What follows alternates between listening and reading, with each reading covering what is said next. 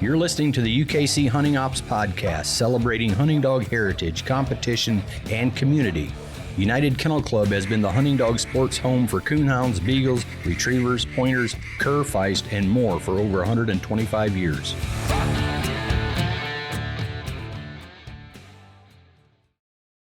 Welcome back to the UKC Hunting Ops Podcast. This is Trevor Wade. I'm the Coonhound Program Manager at UKC, and I'm joined today by Alan Gingrich, the Director of Hunting Ops. What's going on, Alan? Well, hey, it's been another busy week, and we're right in the thick of our busy fall schedule here. But so it's busy around here, but that's always good too. Yeah, busy's good. Yep, busy's good, and we always wonder about what we're going to do for the podcast. We don't worry about it this month. Not this time of the month or this time of the year. That's sure. Right. This is already our third podcast that we shot that we got content from Autumn Oaks. Yeah. Obviously, a couple weeks ago, you heard the interview with me, you, and Steve talking about the 70th anniversary of night hunts with UKC. Last week, we talked about all of our big winners and had interviews with our big winners and just kind of general talking about Autumn Oaks and some of the successes of it. And this week, we're going to focus on some of the personal interviews we were able to capture while we were at the event. Yeah, and it's always good to do that. That's a fun part for me, to pull some folks in, that come to the event, or for whatever reason, pull some different folks in, and just for 4, 5, 6 minutes. Seemed like mine always went over a little bit, but that's all fine and dandy. And one of my first interview was with Mr. Roy Rogers from Arkansas. He hunts English dogs. He always comes to our events. You always see him at the Winter Classic. Autumn Oaks seems like he's had a lot of success getting dogs through to the finals at the World Championship. And when I saw him, I wanted to pull him in. So here's Mr. Roy Rogers from Arkansas. How you doing this afternoon, Roy? I'm doing pretty good. It's a lot cooler here than it is back down in Arkansas. Yeah. What part of the state are you from there? Southwest. I'm about 55 miles northeast of Texarkana. Yeah, about a week ago here, we had some up in the mid-90s here, and it got hot, but you've had that a lot of this summer, haven't you? We've been up in the 100s, 115 heat index. Wow. It's been rough down there. How do you even prep a dog and stuff like that? I just keep them in the woods. Try to keep them out there, keep them near water. Yeah. So how many nights a week do you hunt? I try to be out there about 5 nights a week. Do you really? Yep. Yeah. Hunting English dogs? Hunting English dogs. Yeah. So what'd you bring here to Autumn Oaks this year? I brought Dolly and Jewel. Okay. Going hunt Jewel tonight in the dual champion. Yeah, we're here on Thursday night here. It's about an hour before we're going to start taking entries for the dual championship. Yep. So you're going to hunt Jewel, and what is she? She is a Grand Night 3, just champion on the bench and Grand Night 3. Okay, and then you had a second dog. What's that one? Dolly. She's a Grand Night 4. Yeah, okay. Ruby's the one that you've been hunting quite a bit in the last 4 or 5 years, wasn't it? I retired her a few years ago, and actually I just lost her back in May. She was 12 and a half years old, and she went into kidney failure. I saw that somewhere that you'd posted that, but yeah, it seems like those good ones, they just... Yeah, she was a good one. And Jewel is out of... Yeah, and you've had, here in the last 10, 15 years since I've known you, you've hunted some of the same dogs for a good while. I get a good and I stick with it. Yeah. I don't sell them. Yeah. And I know we see you Trevor and I were talking about on a podcast here a while back. We see you at the Winter Classic here at Autumn Oaks and World Championship. Seems like you always get something through at the World Finals. Yeah. Try to get something through. I've been to the finals 5 times. Yeah. What, you got anything through for this year? I've got Jewel and Dolly qualified. Yeah. So I know you go to the Winter Classic February and here in Richmond in September. Yep. You got any preference on the 2 hunts? I like the Winter Classic. You like the Winter Classic? Cooler? Cooler, and I don't know. I've had a lot better luck there than I have here. Yeah. But there's something about the Winter Classic. I've been every year since they moved it to Mississippi. Yeah, yeah. Well, we know we're aware that you lost your wife earlier this year, and we were so sorry to hear that, and probably going to be a lot of firsts and takes a lot of time to probably never get over that, But yeah, it's taking some getting used to. Yeah. We was married for 41 years. Yeah, but probably think about that stuff a lot when you're out there hunting dogs, It's good you still have that, I guess. Yeah, I go out there I find me a log to sit there and listen. Yeah. So did you walk around today quite a bit, see anything new or anything interesting so far? I put some miles on these tennis shoes I'm wearing. Yeah. Yeah. I've been to every vendor out there, I think. Yeah. So what do you hunt? How often do you hunt in a night hunts? You go about every weekend? What does that look like for Not you? every weekend. I'll hit some of the local stuff if I got a young dog I'm trying to champion out or whatever. But most time I'm trying to make these major events. Yeah. I make English days every year. Yeah. And had a lot of success there. Yeah. So, well, hey, I don't want to take up a lot of your time here, but I appreciate you stopping in, talking to us, and it's always good to see you, Roy. And we're tickled that you made the trip up here. Hey, to Richmond. I'm glad to be here. All right, appreciate it. Well, there you go. You know, it was really good to see Roy up there this year. He recently lost his wife, and obviously he's struggling with that like anybody would, you know. And his dogs have kind of been kind of a lot of therapeutical for him, you know. But so it was good to have him there, and I hope you enjoyed that conversation with Roy. Yeah, Roy's one of the good ones. My first interview of the weekend was with Brett Hall out of Virginia. Well-known hunter. He's had a lot of success in the night hunts. But the real thing I want to talk to him about was more so about the Walker Association. We talked about a lot of the breed associations on this podcast so far. Haven't had a chance to talk about that one. And he's a good representative of the Walker Association. So a lot of good information here with Brett Hall. Hey guys, we're here Thursday afternoon at Autumn Oaks, and I roped me in my first interview of the whole weekend. I got Mr. Brett Hall here. What's going on, Brett? And roped is literal. I saw him talk to about 25 people before he finally tied a dog lead around me and drug me over here. Hey, well, I was walking around the confirmation show there, and I saw basically the whole Walker Association standing over there talking, so I knew one of you guys would be able to do it. Yeah, we had a quorum present, but we didn't tell our president, Alan Callell, that we had voted on some things without him knowing. And it turns out Mike Lester don't know how to talk. He says he don't. He says he don't, but you should sit through some of those meetings with him. You know otherwise. Oh, I got you. I think I might have been, well, I've never been in a board meeting, but I've been a part of some of those the private meeting before Walker days. Yeah. He can talk. It's interesting. It's interesting, and I'm going to tell you something. Those guys really care very deeply about the Walker breed and the association and where that the future of that association is going. Absolutely. We like to give them a hard time, especially Mike, but they're really good guys and gals. Yeah. Hey, that's a volunteer job, and it takes a lot of time out of your personal life. You got to do a bunch of stuff. And if something goes wrong, you get all the blame. If something goes right, you get hardly any recognition. And I know it's a thankless job, and we appreciate all the officers. But before we get into that, let's talk about you a little bit, Brett. You're from you're in Virginia, right? Yeah, I'm in Southwest Virginia, the very southwest tip. I'm in Wise County. Coburn is the town where I'm from. If you look at a map, I'm where Tennessee and Virginia and Kentucky all meet. I can be to Tennessee in an hour, and I can be to Kentucky in an hour. So I got you. Good flat country. Something like that. Yeah, strip jobs and rattlesnakes and electric fences. That's about what we've got. So how the heck do you get a dog hunted up for Autumn Oaks? Boy, I tell you, it's very difficult this time of year because of the heat, number one, and snakes, number two, and you know, I tell these guys a lot, especially the way the hunts are going now, the 90-minute hunts, and a lot of these casts that you're in. I'd say 90% of the casts that I've been in the last 5 years just been, you know, recasting, and we don't really get that luxury where I'm at. You know, we'll hunt a holler out, and by the time, you know, you get to the dogs, you're so deep in there. You know, it's time to relocate. So that's presents a unique advantage, but I also think that with the thin coons that we have and the terrain that we have, well, you can make a coon dog down there. Yeah, I was going to say, it's interesting because you're someone who's had a lot of luck at major events. I know you've oftentimes at the World Finals, seen you at the Tournament Champions Finals a couple times.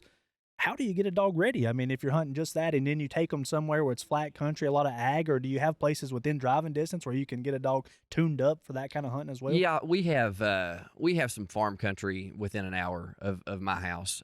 Still pretty rough. Yeah, which keeps the hunter in shape. But I attribute a lot of my success, just to be honest with you, to my dad. My dad's coon hunted since he was about 5 years old, and so he's been at it a little over 60 years. And man, he can pick a pup in the feed bowl, you know. So he knows what to put his time into, and he'll get us a dog going, and you know, I do pretty good fine tuning them, you know, and handling and that sort of thing. But you know, Brian Whitted, who's over here, who wouldn't do this interview with me, we were talking one time, and we talked about the great ones that we've owned, and you know, it's like he said one time. He said a coon smells the same in Louisiana as it does in Indiana. He's right. You know, so when we travel around, if you've got a good dog, you know, you'll come out a lot of times. Absolutely. Absolutely. Well, hey, let's. I guess we kind of got to do a short version here. But how Sure. did you get in? Your dad hunted. Is that kind of how you get into it? What age were you when you started getting into I the was hunting? man. He took me for the first time when I was 4, and had some guys carry me around in the woods. And Been hooked ever since? yeah, oh yeah. It took me to my first competition hunt when I was 9. Wow. And it was a lot different back then. But I won my first one when I was 11 or 12. Yeah. And man, I've been hooked. Yeah. I can't get away. I tried to get away from it one time and can't. And one thing I like to do, during the spring season is real busy. Here in the fall is pretty busy, but during the summer and the winter, I got a few weeks where it's not as busy doing things. And one thing I like to do is comb through some old magazines and look at stuff. And recently, I went through and pulled all of the top 20s of the world hunt and that sort of thing. And I saw you in there a lot with some certain dogs. Is there any dogs that were your favorite over the years? Oh yeah. Hampton Stylish Jewel. We just got her into the Tree and Walker Hall of Fame last year. Oh, congratulations! Thank you. She was just exceptional, and she passed on us 5 or 6 years ago, and I have spent about $1.5 million trying to replace her. That's a hyperbolic number in case the IRS gets a hold of this. But no, I'll never replace her. She was just strike dog, track dog, tree dog, just like her IQ was just out of this world, and she was just a phenomenal dog. And we set a record there, 3 in a row, top 20, 5 in a row, top 100. Wow. We hardly ever put her in the zones that we didn't get through, and I mean it was just all in a row. She could win everywhere. She was one of those dogs that I think I counted up one time. It was 10 or 11 states I won with her. She was just unreal. Wow. Yeah. But you've had some good ones since her. The past few years. We have. I've got one now that is a very nice hound off a bushwhacker. We call him Master Lock. Yep. He's done his share of winning. I've had a few. I had a few of these Schooner River Fred Bear dogs. And I like that. I like that line. Seems like we might have missed the buck on him a little bit. He doesn't have near enough pups on the grounds. What I'm saying. Absolutely. Yeah. And I don't want to tell Daniel's story because I don't know all the details, but there are a lot of guys in the Walker breed that are wishing right now that Daniel Wilson and them guys could have kept him around longer and got more pups off of him because his puppies are doing really, really well. Yeah. Well, hey, let's transition a little bit. Like I said, like I was talking, we were alluding to, you're a board member currently in the Tree and Walker Association. Yes, sir. Yeah. I got you. Yeah. And how long have you been active or in that association? The past 2 years. I got you. The past 2 years, and I'm very thankful that those guys, they asked me to consider being on the board, and I didn't know what all it would entail. And it's like you said, a lot of time goes into that, and we have some people on that board that are just absolute rock stars. Alan Cowell and Mike Lester, Danielle Champ. Those folks are. I don't know how they do it. Yeah. I don't know how they come up with the time that they do, especially being working people to do what they do. For that association, and it's a lot of travel. Alan sometimes travel 12, 13 hours. He's not close to nothing. No, nothing. He's like what George Clooney say in that movie. He's a geographical oddity. He's about 200 hours from everywhere. Yep. That's funny. But you've been a member of the association for longer than that, I assume, right? Yes. Yeah, for a long time. And that's one of those things that I can remember one time with Jewel down at the Grand American. We're sitting around waiting, for everybody to come back in, and they come carrying this 6-foot tall trophy to me, and I said, "What are you guys doing?" And I didn't realize it, but I was the high scoring Walker female. So that's an extra perk that $25 a year will get you, to be a part of that association and to qualify. When you look at the magazine and you see whoever wins the world or whatever, and they got all these extra big trophies, that's, a lot of time and thought from the Walker Association goes into that. Absolutely. Hey, we're sitting 10 foot away from your guys' setup here at Autumn Oaks. You guys got a beautiful tent, got the history here on the back. I love the whole setup you guys got. And obviously, it's no secret to anybody listening, Tree and Walker breed is prevalent in the coonhound world. Everywhere you go, you see a lot of Walker dogs, well represented everywhere. Absolutely. And I don't know. I feel like you guys have there's a lot of people out there who aren't members of the association that should be, and maybe they don't know about it. Maybe this is a platform for them to learn about it. If you were telling somebody who wasn't familiar with the Walker Association at all, how could they become a member? Well, they've got it set up, and I attribute a lot of this to those folks that I named earlier. they've got it set up now where you can go online, submit your name and mailing address and identifiers, and in today's digital world, you do PayPal or credit card, $25, and you can become a member. And like I said, you get much more than that back. And one of the things that I think is overlooked is, we induct 2 dogs each year into the Hall of Fame, and you get that ballot mailed to you, and that's a big deal to us. Absolutely. That's a big deal. But I think with as many people who are hunting walkers nowadays, it's more than just invitation to the Walker Days hunt and a hat or whatever. It's it's being part of something. Absolutely. And it's like anything else in life. The more you put in, the more you get out. Yeah. So you become a member of that association, and you pay your $25 a year. Yeah. And then you're a part of that organization that will give back to you when you end up having one of these good hounds and end up winning and being successful. Yeah. You guys have a really good interactive website to do that kind of stuff. So like you said, you can get all entered up there. But if you're also at any major event, which we have a lot of Walker folks here this weekend, and you would think with all the Walker folks here, you guys should be taking in a lot of memberships here. Yes. Take memberships at Autumn Oaks, Winter Classic, Grand American, host of different places. So if you're not good at the online stuff, so we hear about all that all the time, you can do it here in person. Or there's also probably somebody you can contact, I guess, a membership chair or someone to get you entered. Any of us. Yeah. Any of us. Anybody who's on the board, it's twbfa.com. And when we're at these events, man, I'm blown away, and I'm so excited at looking at your guys' UKC's numbers just in the slam hunts leading into Autumn Oaks. It's unbelievable.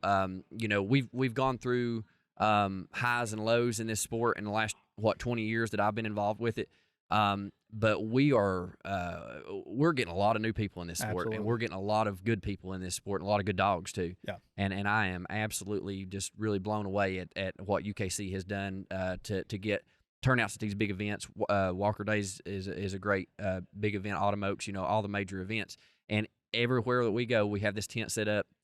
You can come and sign up to be part of the Walker Association. You won't miss it. Well, you can't miss it. Can't miss it. Big green and white one with a big Walker dog on it. So That'd be it, wouldn't it? Well, hey, you mentioned Walker Days. Let's talk about it a little bit. You guys primarily usually in the middle of April, right? Yeah, third weekend in April. Third weekend in April, and you guys are still working through some bidding process right now to figure out exactly where it is. But for the folks who are wondering, it'll be advertised well in advance. Absolutely. Are you guys active on social media platforms on Facebook at all? Facebook. Okay. We have a Facebook page. Danielle runs that. It's Tree and Walker Breeder Fancier Association Facebook page, and we have a fall meeting, what we call our fall meeting, in the first part of December. Yeah. And I suspect very shortly after that we'll have it nailed down on where Walker Days is going to be third weekend in April. You won't miss it. It'll be advertised everywhere. Absolutely. Yeah, So absolutely. looking forward to that already. Well, hey, is there anything else that we forgot to touch on the Walker Association, you think? Man, I think we've talked about it all. I'm glad to be here. I feel like Dr. Dre or something with this big microphone This here is a pretty in nice front little of me. setup here, huh? Yeah, it is. I like Yeah. it. I like everything you guys are doing. Yeah. I really do. Well, I figured I better wrangle some people in here and get some good interviews, and I'm glad I got you. You're one of the good guys. You got a good reputation in the sport. You've done really good on the competition scene, and I'm glad to be able to wrangle you in here and have a good conversation with you today. I appreciate that more than you know. It's a very good compliment, Trevor. I appreciate you and Alan very much for what you guys do, and I'm gonna keep on keeping on. I told somebody the other day, I don't care if I'm 96, I'm gonna win y'all's World Hunt one of these days. Well, that's my bucket list. Well, hey, you may do it this year, bud. I hope so. Hope so. Thanks, Thank you, Brett. man. Appreciate you. All right, I hope you guys enjoyed that interview with Brett Hall. Whenever I did the interview, we didn't realize he was going to make the Grand 16 with one of his dogs, and also place in the registered portion of the hunt. I think he got third place registered as well. So a great weekend for Brett there. Just a great guy, enthusiastic, always positive, and he's a lawyer. Yeah, and a politician, right? Yeah, I think he's a politician. Yeah. So. Good guy. Yeah. Hayes had a lot of success with the dogs over the years. He had a female named Julie. He talks a lot about of. her. Did he? Yeah. Yeah. Absolutely. Yeah, that's one of the good ones. But, you had some other good ones, I think, right? Sure did. One of the most animated guys in coon hunting is Kurt Ehring from Missouri, an old track man, and he's always got something to say. And quite frankly, he was kind of He had Kept it it toned mild? down. Yeah, it There was you go. kind of mild for Kurt this time. But I saw him up at the UKC registration booth up there with Jeremy Michaelis, and I forget who the third person was, but I pulled him in. He said, "Absolutely, I'll sit down." So we sat down. Here's Kurt right here. Going on today, Kurt? Well, I come down here to Oaks and it's beautiful weather. Just come down today? I come down on Wednesday, set up my tents and selling some pups off of Tyson and some of my dogs, and brought Whitey to try to win this thing. You know what I mean, Alan? There you go. I'm not asking for much, right? No, you got to keep up with Carmack, Got to keep up, by God. What's he won this thing 3 times, I think? now? Yes, yes, he has.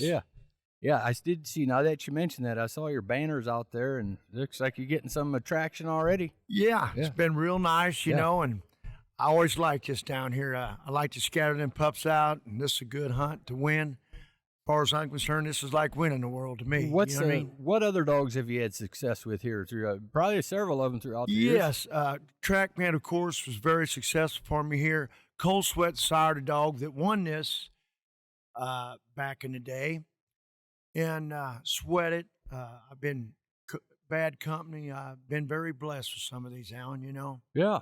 And you told me earlier you brought Whitey along this year. Yes, I got him. Yeah, so he was he was in the final cast of the World Hunt. Yeah, so he was got runner second. up. Yeah, runner he up. got so, second yeah. high scoring male, but that's like kissing your sister. You know what I mean, Alan? How's he been doing for you since Been then? doing real good. Yeah. He's been winning some. It's been awful hot this year, so I backed off. Yeah. Not quite as young as I once was, Alan, Yeah, I know you hunt a lot, but how you still hunting a lot these days, or what? Yes. I've been messing with some pups. Got some things coming my way, Like I said, the good Lord's blessed me on that. I've had a lot of people help me and been behind me. This summer has been so hot around the country, and I'm sure it has been in Missouri as well. Do you still hunt through that stuff, try to keep the dog in shape through that stuff? I try to, Alan, but when he gets up that triple digits, I you know me, I like my dogs, and they're like family, and I'm always afraid to get in there and get deep and get away and get them. It's like a person. They get heat stroke, they're done, Alan, You get up there in that 85, 90 degrees. Yes, it's not, that's no joke. You know what I mean? Nothing used to bother me, but now I guess since I got a little older, I got a little more sense or something. You know how it is? Yeah.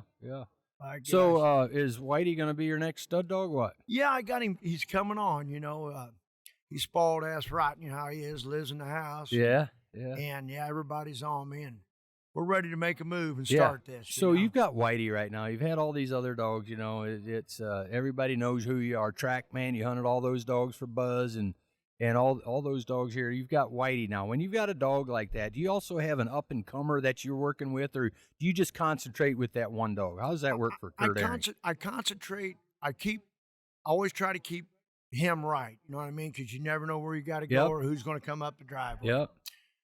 But I always try to keep an up and comer too. And I made another cross on rat out of a bad company female, and he's living in the house right now. He's about 12, 14 months old, and I'm praying the good Lord lets me do like the rest of them, because he's pretty sharp, Alan, you know what I mean? Is he perfect? No, but boy, he's got the talent. Yeah, there you go. You got him qualified for the TOC yet, or no? Nope, but I'm working on that. Well, hey, you got some opportunities for some wins this weekend, sir. You got the slams. You gonna hunt the slam tonight? What are you doing? I tell you, these slams, Alan, them are a good thing out here. I enjoy them for the money you spend and what it pays back. You can't beat that. Yeah. Yeah. I'll let the cat out of the bag here because it's not going to matter. But here this weekend, we're going to do a little teaser. We're going to have some little bit higher entry fee events too coming up. So some pro slam stuff for you. Nice. So maybe that'll work for you. Hey, you're on a mission, Alan. I respect you all highly. I thought you done a fabulous job at the World.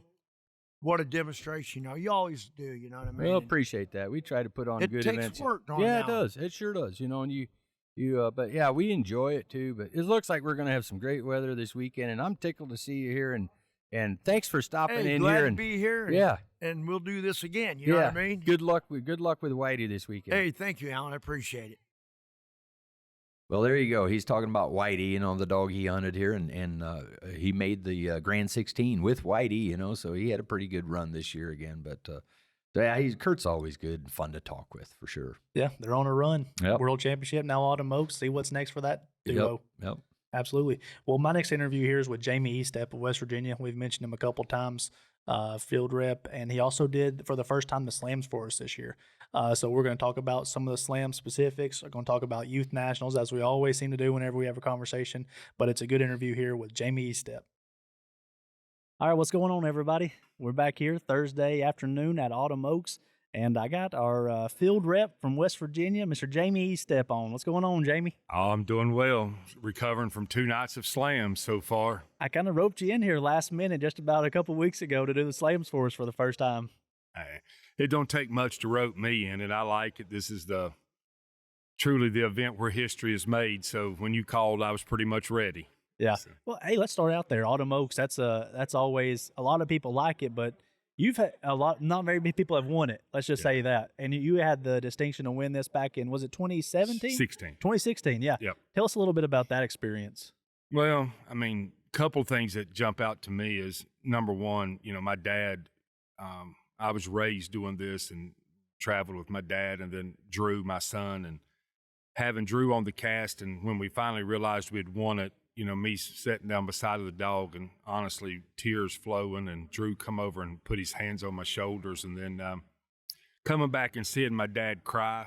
I mean, that, and get into a picture. My dad never got into a win picture ever, and seeing him get into the win picture the next morning, and it really, probably nobody remembers the year we won it or even the dog's name, but those two things are really the things that I remember. So for me, it is the event where history is made, and that's let's cool. talk about Shredder, right? Is that the dog? You tell us a little bit about Shredder. Shredder's on retirement alley. He's still alive. He's still alive. Yeah. He'll be 11 in November, and Eurlichia has kind of done the toll on him. We were able to win here and then get him on some doxy and won the state hunt and another registry the next year, and then just made the decision to not burn him out on doxy. And honestly, he's just lived a good life. His life now is he gets excited to get turned out the kennel and run the deer out of the yard and chase the house dog and then go into the garage and just lay around. Yeah. So how many years does it make it now that you've been working Autumn Oaks with us? Fourth year. This is my 4th year. Okay. 3rd year, maybe something like that. Yeah, and you've been working Satellite Club for us for the first few years, but this is the first year you've done the slams. Slams. Yep. We're here on Thursday afternoon, so we still got one slam to do yet. But the past 2 nights, Liberty, Indiana, Hanners Creek Coon Club on Tuesday night, Wednesday night in Selma, Indiana at Delaware County Coon Hunters. Talk a little bit about how those slams have done and about the clubs putting them on. The first word for both of them was just smooth. I mean, you 9 o'clock deadline. You're already kind of a little bit late getting out of the ballpark there. I mean, you put 98 dogs in the woods on Tuesday night, 123 last night. We had everybody out, probably Tuesday night. We had everybody out by 9:30 rolling, getting back. Last night, a little bit later because the club had a lot of drawings, and but we had everybody out probably 9:45, maybe 10 o'clock. And cool thing about last night is the club had a lot of raffles, and they lacked a few of those to be able to sell, and I made an announcement, and just seeing the hunters come and buy those things pretty quick, and no questions, a few little minor things, but hunters seeing coons, a few dead cast, but really good payouts. Yeah, it's those that they've been around for a while now. The weekday slam events before a major event. But they've really kind of caught on since probably 2021 is when we really saw a spike in numbers. Yeah. And this year, both nights, kind of record-breaking nights. And seems to be kind of a good deal for everybody. We talk about it all the time. If you're down here, a lot of people want to warm up and hunt before it goes. Yeah. You can go down the slam instead of getting a hunting license for the weekend or getting a ticket. Yeah. You can go down to the slam and be covered and be able to compete. I think Tuesday night, the payout was just a little less than 500 above 450, but less than 500. And then last night was a little over 5. And Tuesday night, the dog was in the Final Four.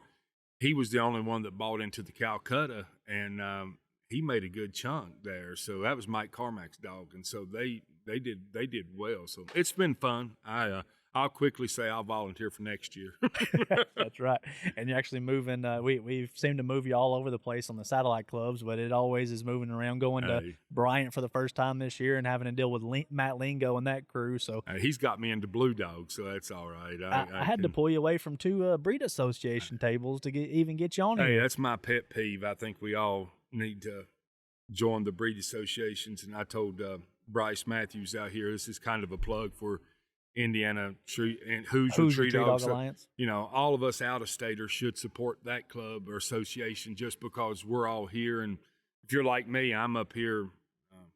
I might not should say this loud. I kill more coons in Indiana than I do in West Virginia. So that's so I need to support at least the Tree Dog Association here. Yeah, so. well, that's a good point. You should support those organizations that are going out of their way to help our breeds and our states. And with that, let's segue a little bit into staying on associations. Let's segue into the West Virginia State Association, something you became president, I think, a couple years ago now. Yep. And it seems like you guys are really going in the right direction. Tell us a little bit about how that's going.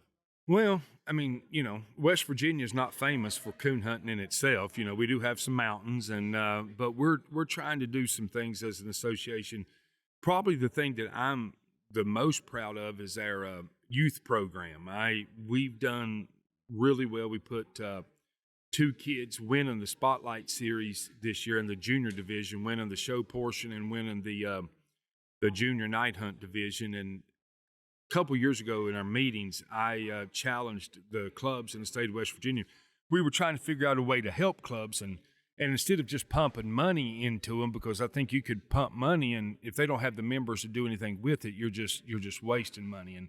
And I'm convinced there's no way a club can lose money hosting a yep hunt, and it'll do 2 things. Number 1, it'll make you money, and number 2, it creates excitement. You can't help but to get excited during kids. So I challenged our state and our clubs to do a yep hunt. I know you probably really thank me for that because you probably got a lot of phone calls, but hey, it's, you know, and so we, like the one kid, I think you told me was picked up points at 7 different yep events in West Virginia. Our goal was to double, and right. that's what I said in the state meeting.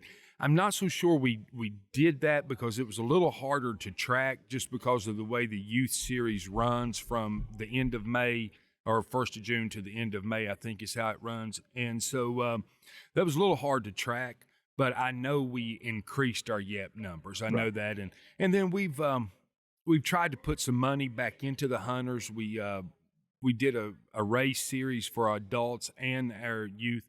Not taking off the way we wanted to with the adults. I think just because of the sheer number of hunts, people just not traveling like they once did. Youth has traveled better than the adults, but over the last 2 years, we just did the math at our state meeting. We put $5,800 back into the hands of hunters. Was able to set up at the West Virginia State Hunting and Fishing Show and have some representation there. So we'll see what happens next. I was just elected back for 2 years and got a little bit of a different board with me this time. And so pretty excited. And then I had to finish up my 2 years. We just changed the bylaws, and I'm got it changed to where the president, if you've served 2 consecutive terms, you have to cycle off. Right. And so we did that just to try to guard against control and try to also foster an atmosphere to get new people involved. I think those are the 2. I think those are the 2. One key is the kids, and the second key is somehow to get new people to step up. And that's one of my goals this year. Yeah. So we probably have some West Virginians that are listening that want to become state members.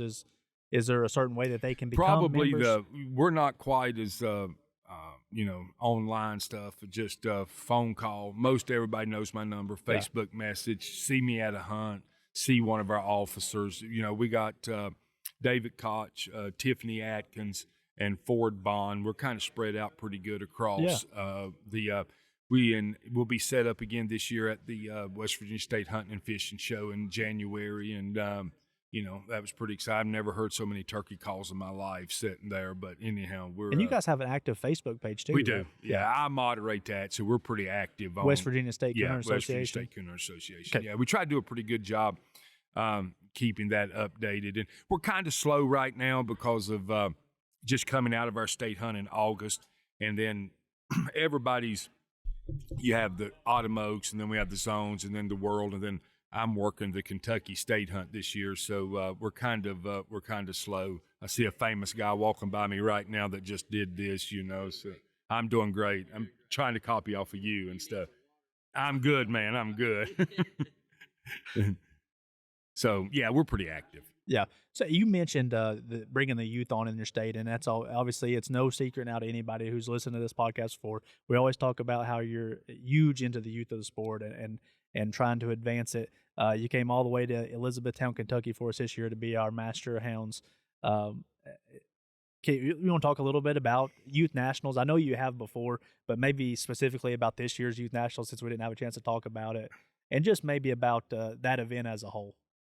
Well, let's just first off go to this year. Very, very good job to that local club on getting the people into the woods. They were real efficient. They were good. Had guides lined up, judges lined up. One thing that people don't realize, and I've actually kind of been on all ends of this hunt, from my son hunting in it to hosting it, and then Master of Hounds, and then just being there. It is, in my opinion, the hardest hunt to host because of the simple fact that you got to have those non-hunting judges, and you just can't always bank on every coon hunter doing it because, number one, some don't care, which I don't understand, and then secondly, just because it's a youth hunt, sometimes they show up. You never see them at a hunt with a kid, but then all of a sudden when it comes to that hunt, they've got the neighbor's kid going to hunt their dog, and that's cool too. So that's okay. But when you have to find that non-hunting judge, sure, that's a whole different ballgame. And those guys done a really good job on having that ready, and facility wise, not bad.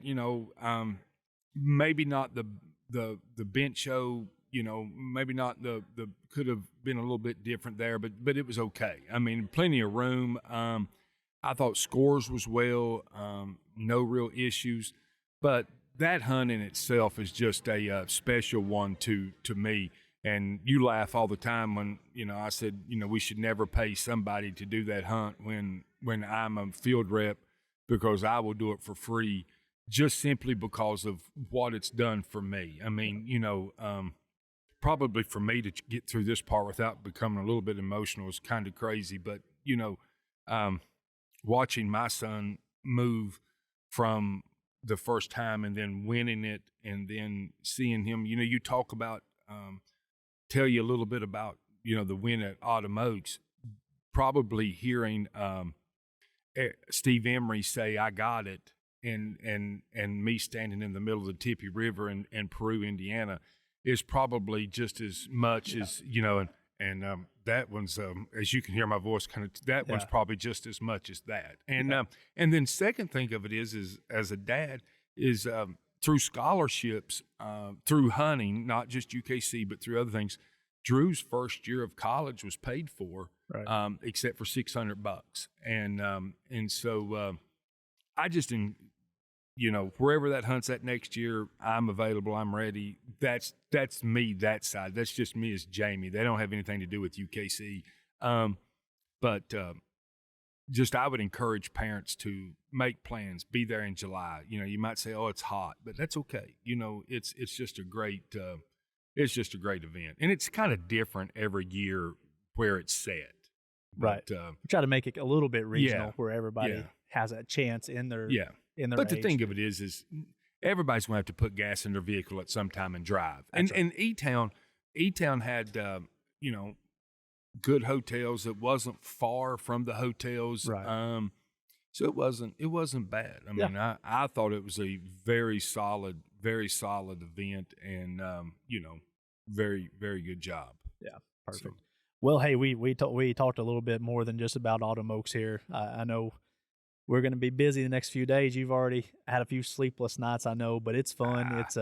It's fun to see the crowd back, a lot of vendors, a lot of happy people walking around. And, man, Jamie, we appreciate you. You wear a lot of hats for us. You do a lot of events for us. And I appreciate you taking some time out of today to sit down and talk to me. Hey, I'm always excited to come, and my pleasure, and thank you guys for allowing me to. So, yeah, I hope you guys enjoy that interview with Jamie. Always does a good job at talking in front of a mic, and that's going to be put to the test here pretty soon at our World Final live show, where he's going to be the host for the first time. I'm really looking forward to that. Yeah, and I think he's looking forward to it as well. So yeah, and Jamie does a great job. And we're lucky to have him. Good guy. There was 2 folks that have been coming to Autumn Oaks for a lot of years. Mendel and Melanie Miller from South Carolina. They're involved with the Grand American down there. They help put it on down there, and they're up here just every year, and you can always tell that they're having a great time. It's always good to see folks from that part of the country. We have a lot of them, but they just come year after year, and I pulled them in and sat down with them. We talked a little bit about Autumn Oaks as well as the Grand American. So, well, hey guys, how are you all doing today? I'm doing good. Good. Mendel Miller from South Carolina, your wife, Melanie.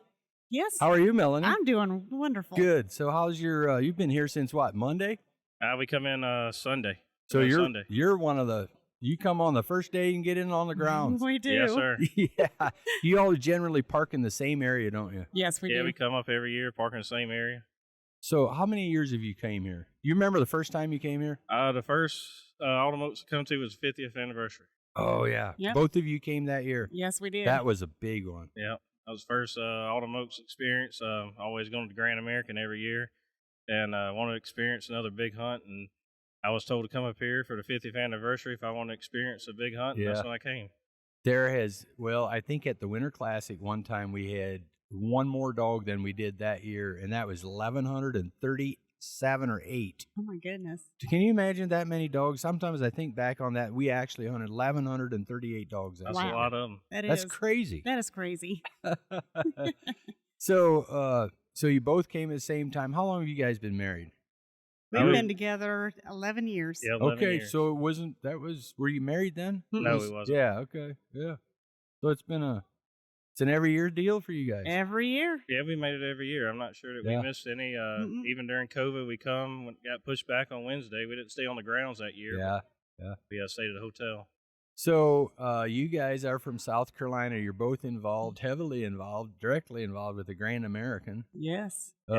And you guys do a wonderful job down there. But it's always good to see folks from other events like that come here or any of our events. Yeah, it is. Love to see that. You guys are always here.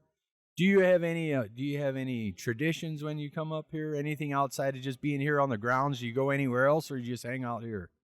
We mostly hang out here. There's a few stores that we go visit that we don't have back home, but other than that, we hang out here on the grounds, and we usually hunt a couple slams and then hunt Autumn Oaks. Yeah. But we do have a lot of friends that have really become family here. Yeah. So we get together with them and have a good time, always eating. Yeah. Hunting. So you hunt English dogs, and I know you're friends with John Hine. Mm-hmm. Yep. John and Janet and Dean Thompson, we all had dogs together since, I think I've hunted dogs with Dean since about 2005. Oh, yeah. Yeah, I haven't seen Dean up here this weekend yet. Mm-mm. We're here on Thursday, but is he here or no? No, he's not here. He's supposed to be coming up tomorrow. Oh, yeah. He doesn't have any hounds anymore, but he still enjoys it.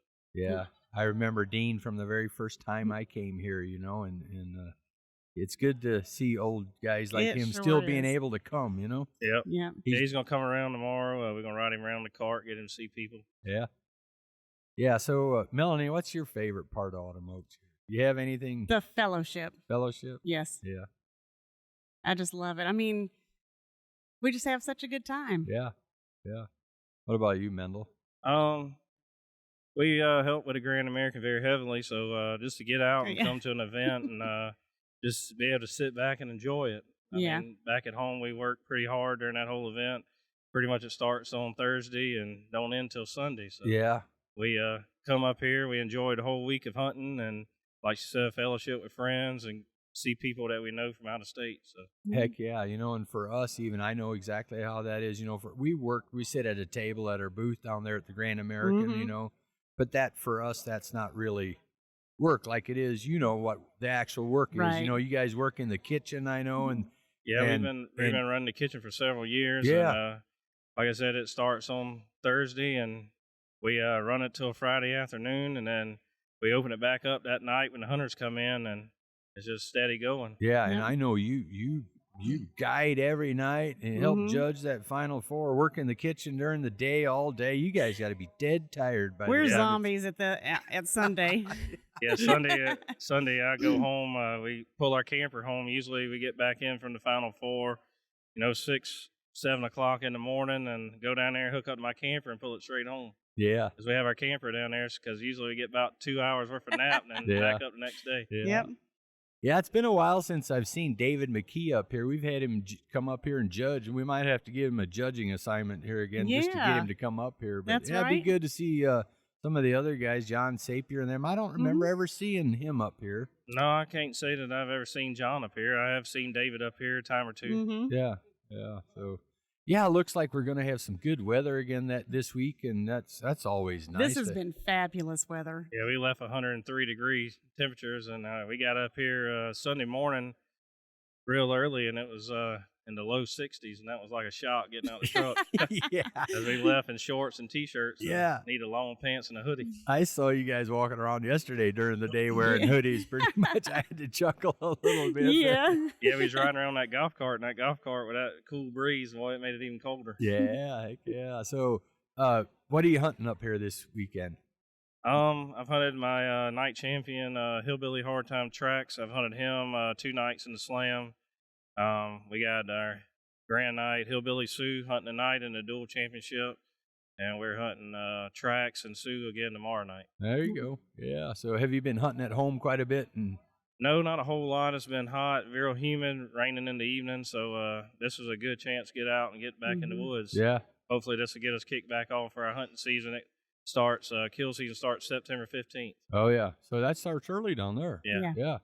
Yeah, our kill season September 15th to March 15th. Yeah. So, yeah. Well, hey, I don't want to take up a lot of your time. I know they're taking entries as we speak here next to us for the dual championship tonight. But I saw you guys in here, and I appreciate you sitting down here with me for just a minute. But Oh, you're welcome. Yeah, hey, thank thanks again for you guys for always coming. We sure do appreciate it, and it's always good to see both of you. And I hope, and I know you're going to have a good weekend here. Oh, yeah. So. Well, Well, you thank you for putting on a great event every time. Yeah, you and Trevor, y'all do a great job in UKC putting on events. We Yeah. appreciate y'all coming down to South Carolina, too. Yeah. Yeah. Well, there's we do a lot, Trevor and I do, but there's a whole lot of other people that Oh, also yeah. do a whole lot. So, Oh, but- yeah, we know it. but- We started having meetings about April for the Grand American, and that carries on for the whole year, so Yeah. we know all Yep. about it. Yep, and that's always the big kickoff event for all the majors, and we're getting down to the end of the year. We'll have the World Championship here in a I couple know of years. it. But yeah, for all your friends there in South Carolina, why come on, bring them on down sometime. Yeah, you come on guys. down, y'all.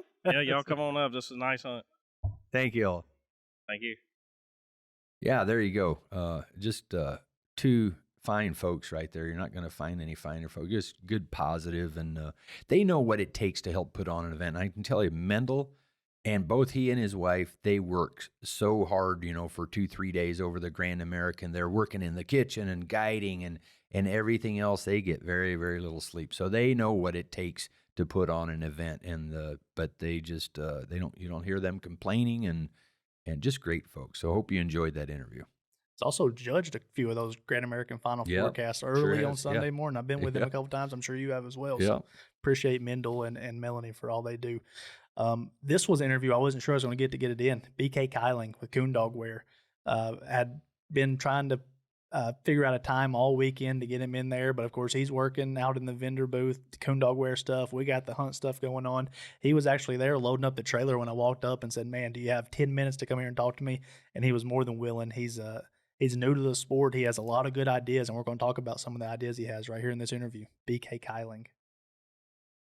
All right, y'all. Sitting here on Saturday afternoon at Autumn Oaks, and I'm joined by BK Kylan of Coon Dog Wear. What's going on, BK? Good. How you doing, man? I Man. appreciate you. Wore out. What about you? I bet you're about the same. Yeah, I'm definitely about the same. Like I said, we've been up here all week with you guys, just hanging out and just trying to make things happen. It's been a blast, man. It's been a good break for me from work. So Yeah. How many times have you been to Autumn Oaks now? this is my second time. Second time. I think I told you before. This is my 3rd year coon hunting. Yeah. Yeah. So you just recently got into it. What kind of got you into the sport?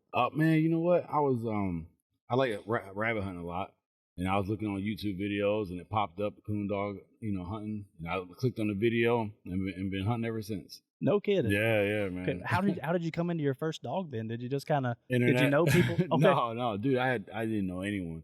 I was on the board. I went on the board. It was actually a rabbit dog board. Somebody had a coon dog for sale. I just called and bought it and just started coon hunting. Like I said, I'll be 44 this in October, and I've been hunting now for, like I said, a few years. So I just found the sport now at 40 years old. Oh, good day.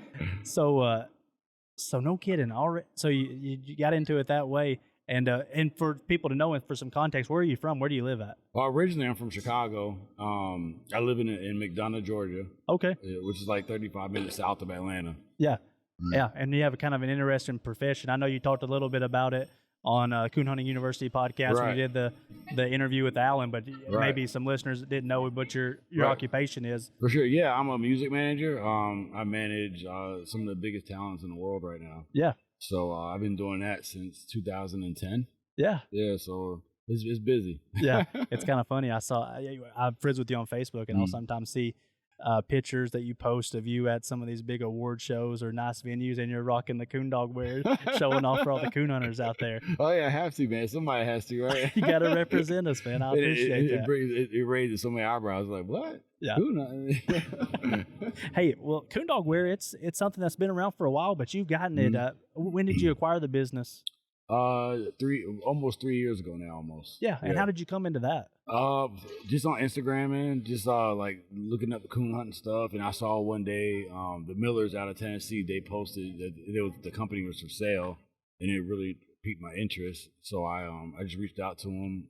Then I drove out to Tennessee, purchased the company, and just been really trying to do my best to brand it more and to really put the name out there a lot more. That's why I pretty much wear it myself every day. Yeah. So even to non-hunting events, and like you said, like the Grammys or whatever it is, I always have on the coon dog wear hat. Plus I'm bald, so bald people always wear hats. That's a fact. I do the same thing. Yeah, so now I got a whole bunch of hats I can switch out. I got a few of them at the place from your store as well, man. But so coon dog wear, I've known Brian Miller. You talked about him in Tennessee. He's not far from where I'm from, so I've been familiar with coon dog wear for a long time. But when you bought it, you put your own spin with it. You got a lot of new merchandise and stuff like that.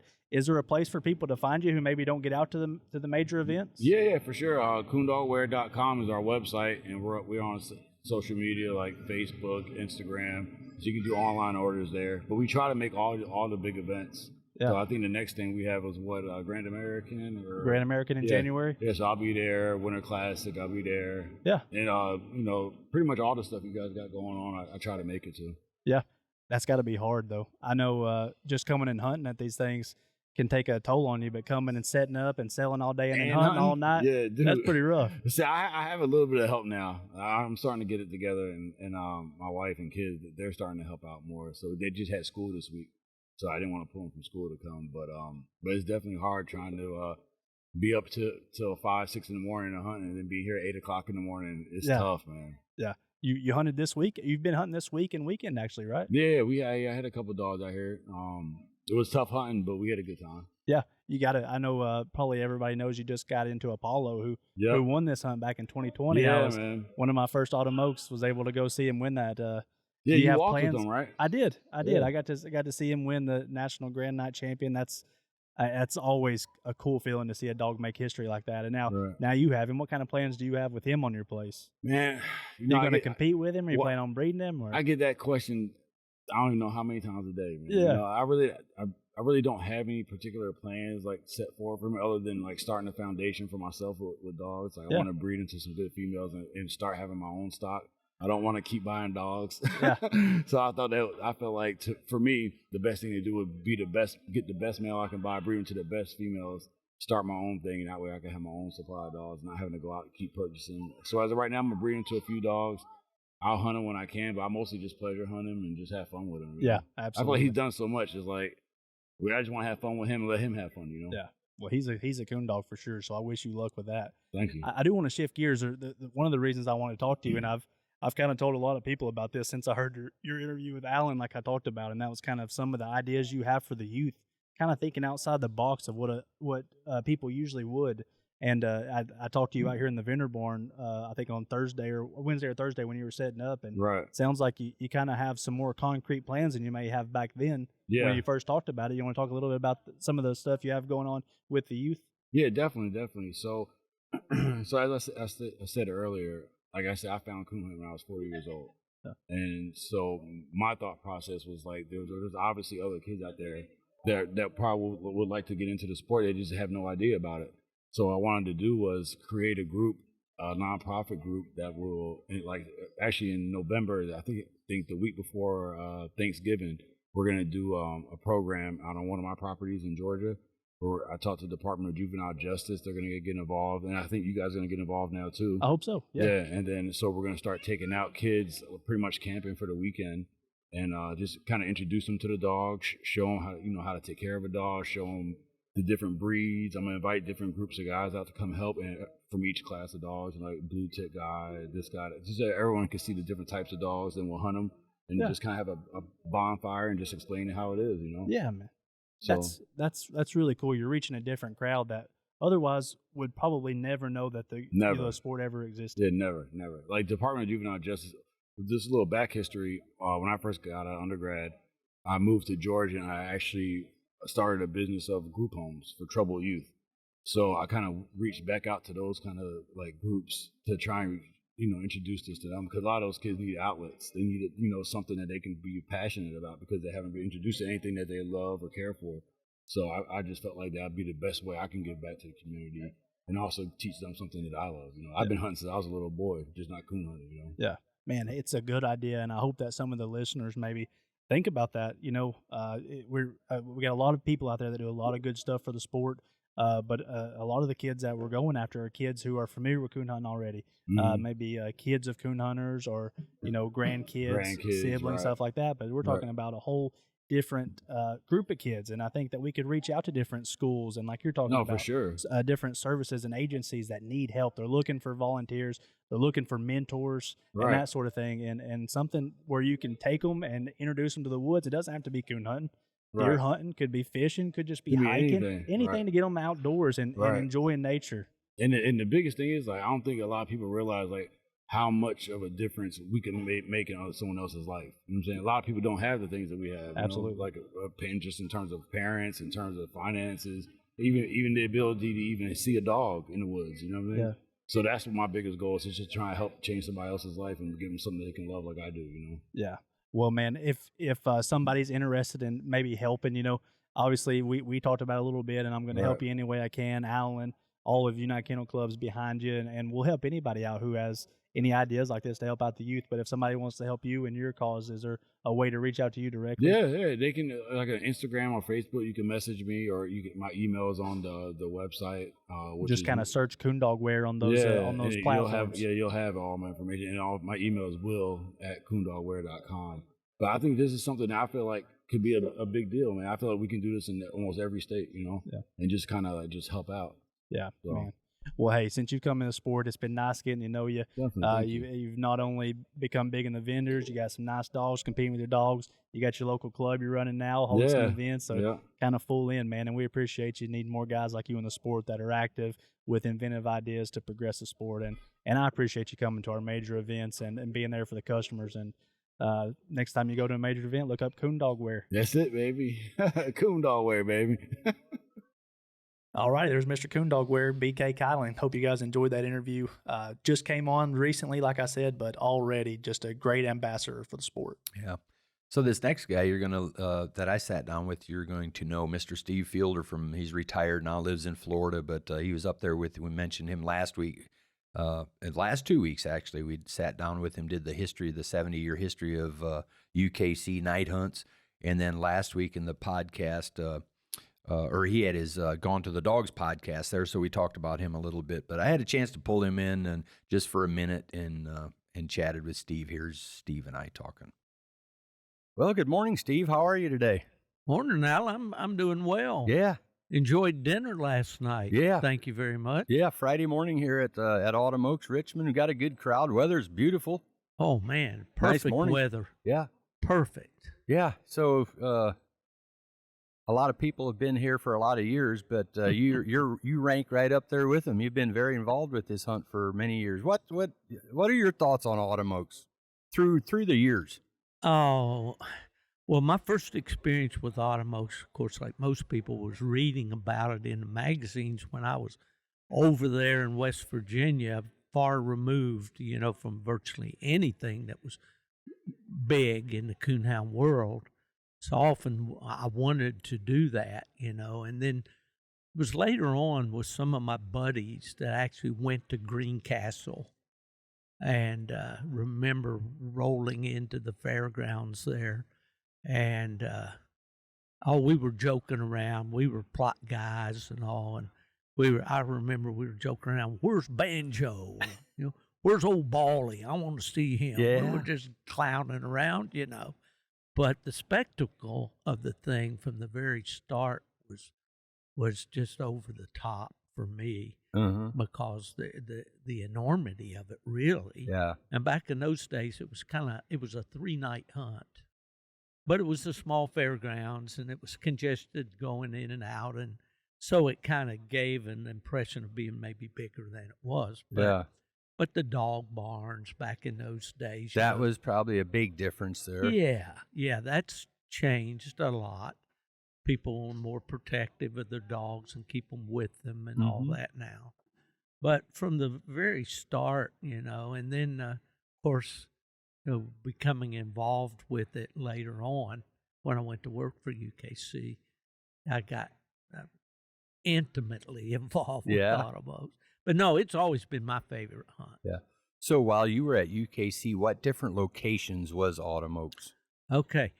When I first started was in 1983, and autumn oaks had already been planned for Oak Harbor, Ohio.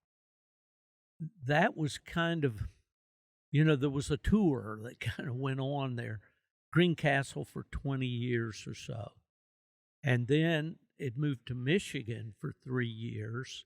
It was in Kalamazoo, wasn't it? Different. Yeah. Well, it was one of the first ones was in Kalamazoo, and then they bounced back to Greencastle, and they had it in Kentucky and one of those first ones, I think. That's right. I think I read that and before. Then it went to Greencastle and stayed there for about 20 years. Mm-hmm. And then it came to Cassopolis, Centerville, and Coldwater in southern Michigan. Yeah. Consecutive years, and I don't remember the sequence on those. Yeah. But then made a big dip down to the south in 82 to Winston-Salem, North Carolina. I always forget about that one. It was there too, wasn't it? And then 83 was my first year being in the department that you run now, and that was at Port Clinton, up at Oak Harbor, Ohio, on the lake. Yeah. So it's moved around a little bit. I don't know how many. I don't forget what year it came here, but it's been here about 20 some years now, I think, too. Well, to continue that a little bit, it bounced back and forth to Oak Harbor a couple times, and then we had the 25th anniversary, and that went to Jasper, Indiana. And I have a hat here with me. I just took a picture a while ago. You might be interested in this. Maybe I can talk the editor, maybe to slide it in. Yeah. I have a picture. It says the silver anniversary. A hat that actually I wore when I was there. And that was with the year that Nubbin Moore won it with his black dog, and I took a picture of Nubbin wearing that hat. Oh, yeah. So that we were in Jasper. That was his first year going to autumn oaks. Absolutely, first year to be that there. Never won happens. the whole thing. And then we went to Logansport, Indiana, and we were there a year or two, and then came to Richmond, and as we say, the rest is history. Yeah. Speaking of history, you kind of coined the that little slogan, "The event where history is Yeah, made." you know, I get a little bit. My chest pops out a little Yeah, bit when I walk I in. get that. I walk through the entrance here, and you got a nice monitor on there that's greeting everybody as they come in the front door. And I said, they're still using that, and that I'm proud of that. I don't Yeah. know. It just came to me one day. You know how things do. And I Yeah. said, you know, there's a lot of history here, man. Yeah. You know, and so that was it. And there was another slogan that I used back in the day that said, enjoy the last holiday of the summer with your family and friends at Autumn Oaks. Yeah. So it's always been that, Yeah. you know. Yeah. But yeah, this for me, yeah, when I was with PKC, you know, I enjoyed going to Aurora. The crowds were big. You know, it was a big deal. But, you know, National Grand Night Champions. Yeah. And all the big trophies and all the fanfare and the celebrations on Sunday morning. And, you know, I think it was John Wick who said one time, it's hard to get a big happy crowd at 5 o'clock in the morning at a coon hunt, you know. And I think that was the thing that separated Autumn Oaks is the awards presentation on Sunday. And then back in the day when I first came along, we had a bench show on Sunday to follow. That's right. We you had did. the grands and the And you could pairs. still keep the crowd here on that Sunday. They stayed for that show because I guess they had Labor Day Monday to travel back home. Yeah. You know, and work and all that. Yeah. So, you're retired now, long career in this industry and in the sport and did so much for it and everything. But so now when you come to these events, is there a side of you that says two things? Is there a side of you that sometimes says, I wouldn't have done it like that? Or is there a part of you that sometimes wishes you would still be involved? Kind of like it is for me. It's when I see the hunters go out, I still get that itch that's part of what I used to love to do so much. Do you get that sometimes? I too? used to. Okay. I went through that for sure. And when I left UKC, I thought I'd be with UKC forever. I mean, UKC was my registry. This is funny. One time, if I'm permitted to say this, the AKC was looking for pedigrees and bloodlines to try to build their stud files on plot dogs. And this is back before my involvement with them at all. And my dad got a letter. And my dad, I can remember so very well. He said, I'm not sending them anything. UKC's my registry. Yeah. Yeah. So they say the apple doesn't fall far from the tree. I think that was probably pretty much the case with me over the years. Although, you know, I had good years with those other registries. But really, most of the memories for me and most of my friends were made during the UKC years. But to answer your question, I did have a little twinge that I'd like to still be involved. I had other things on my mind that were taking me away. But now I just come, and it's like a family reunion. It's like coming back home. It's like when I pull in on Salisbury Road and come around and come up through the barns and all, it just feels comfortable. And I don't get any of that. I wish that at my age now, I'm just thankful for every day. Yeah. And I just, you know. Well, there's probably got to be some satisfaction also, although you're not directly involved anymore, that an event like this is still going and is what it is today. Oh, so. Absolutely it is, Alan. And when I look at what you guys have done with it and all, and you've made a lot of changes over the years, but they've been all for the better. Yeah. I can't look at anything and say you shouldn't have done this. Yeah.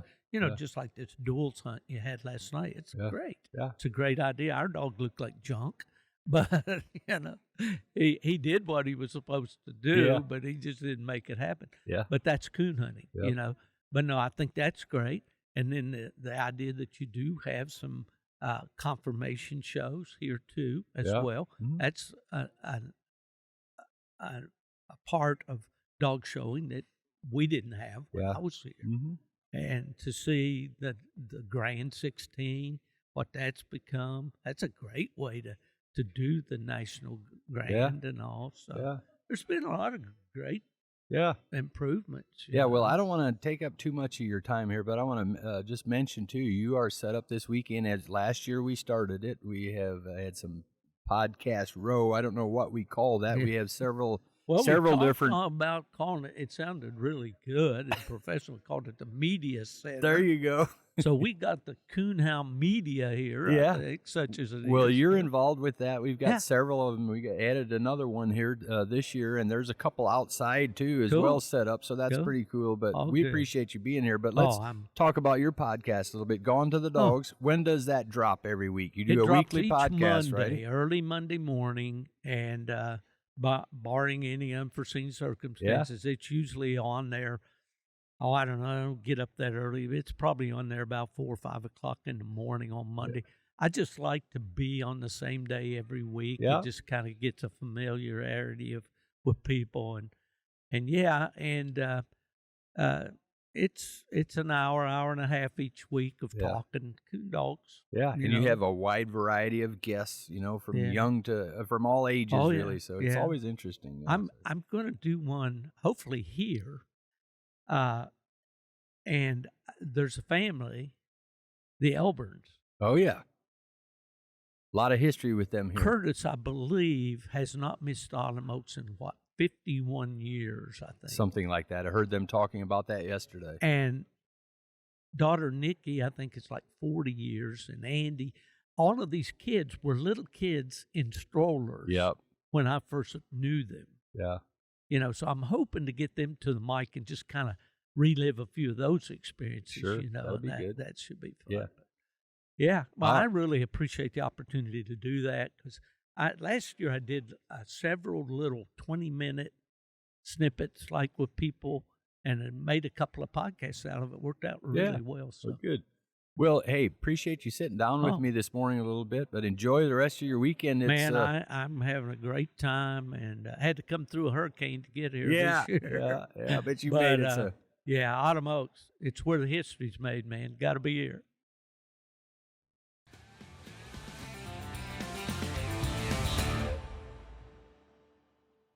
Our partners at Dogtra have just launched an exclusive program available only to active UKC competitors. So if you've competed anytime this year or plan to compete in any future UKC events, you can qualify to receive exclusive benefits through Dogtra. Take advantage of this exclusive program and become a Dogtra competition field staff today. To sign up, visit dogtra.com/Dogtra competition field staff. That's dogtra.com/Dogtra competition field staff.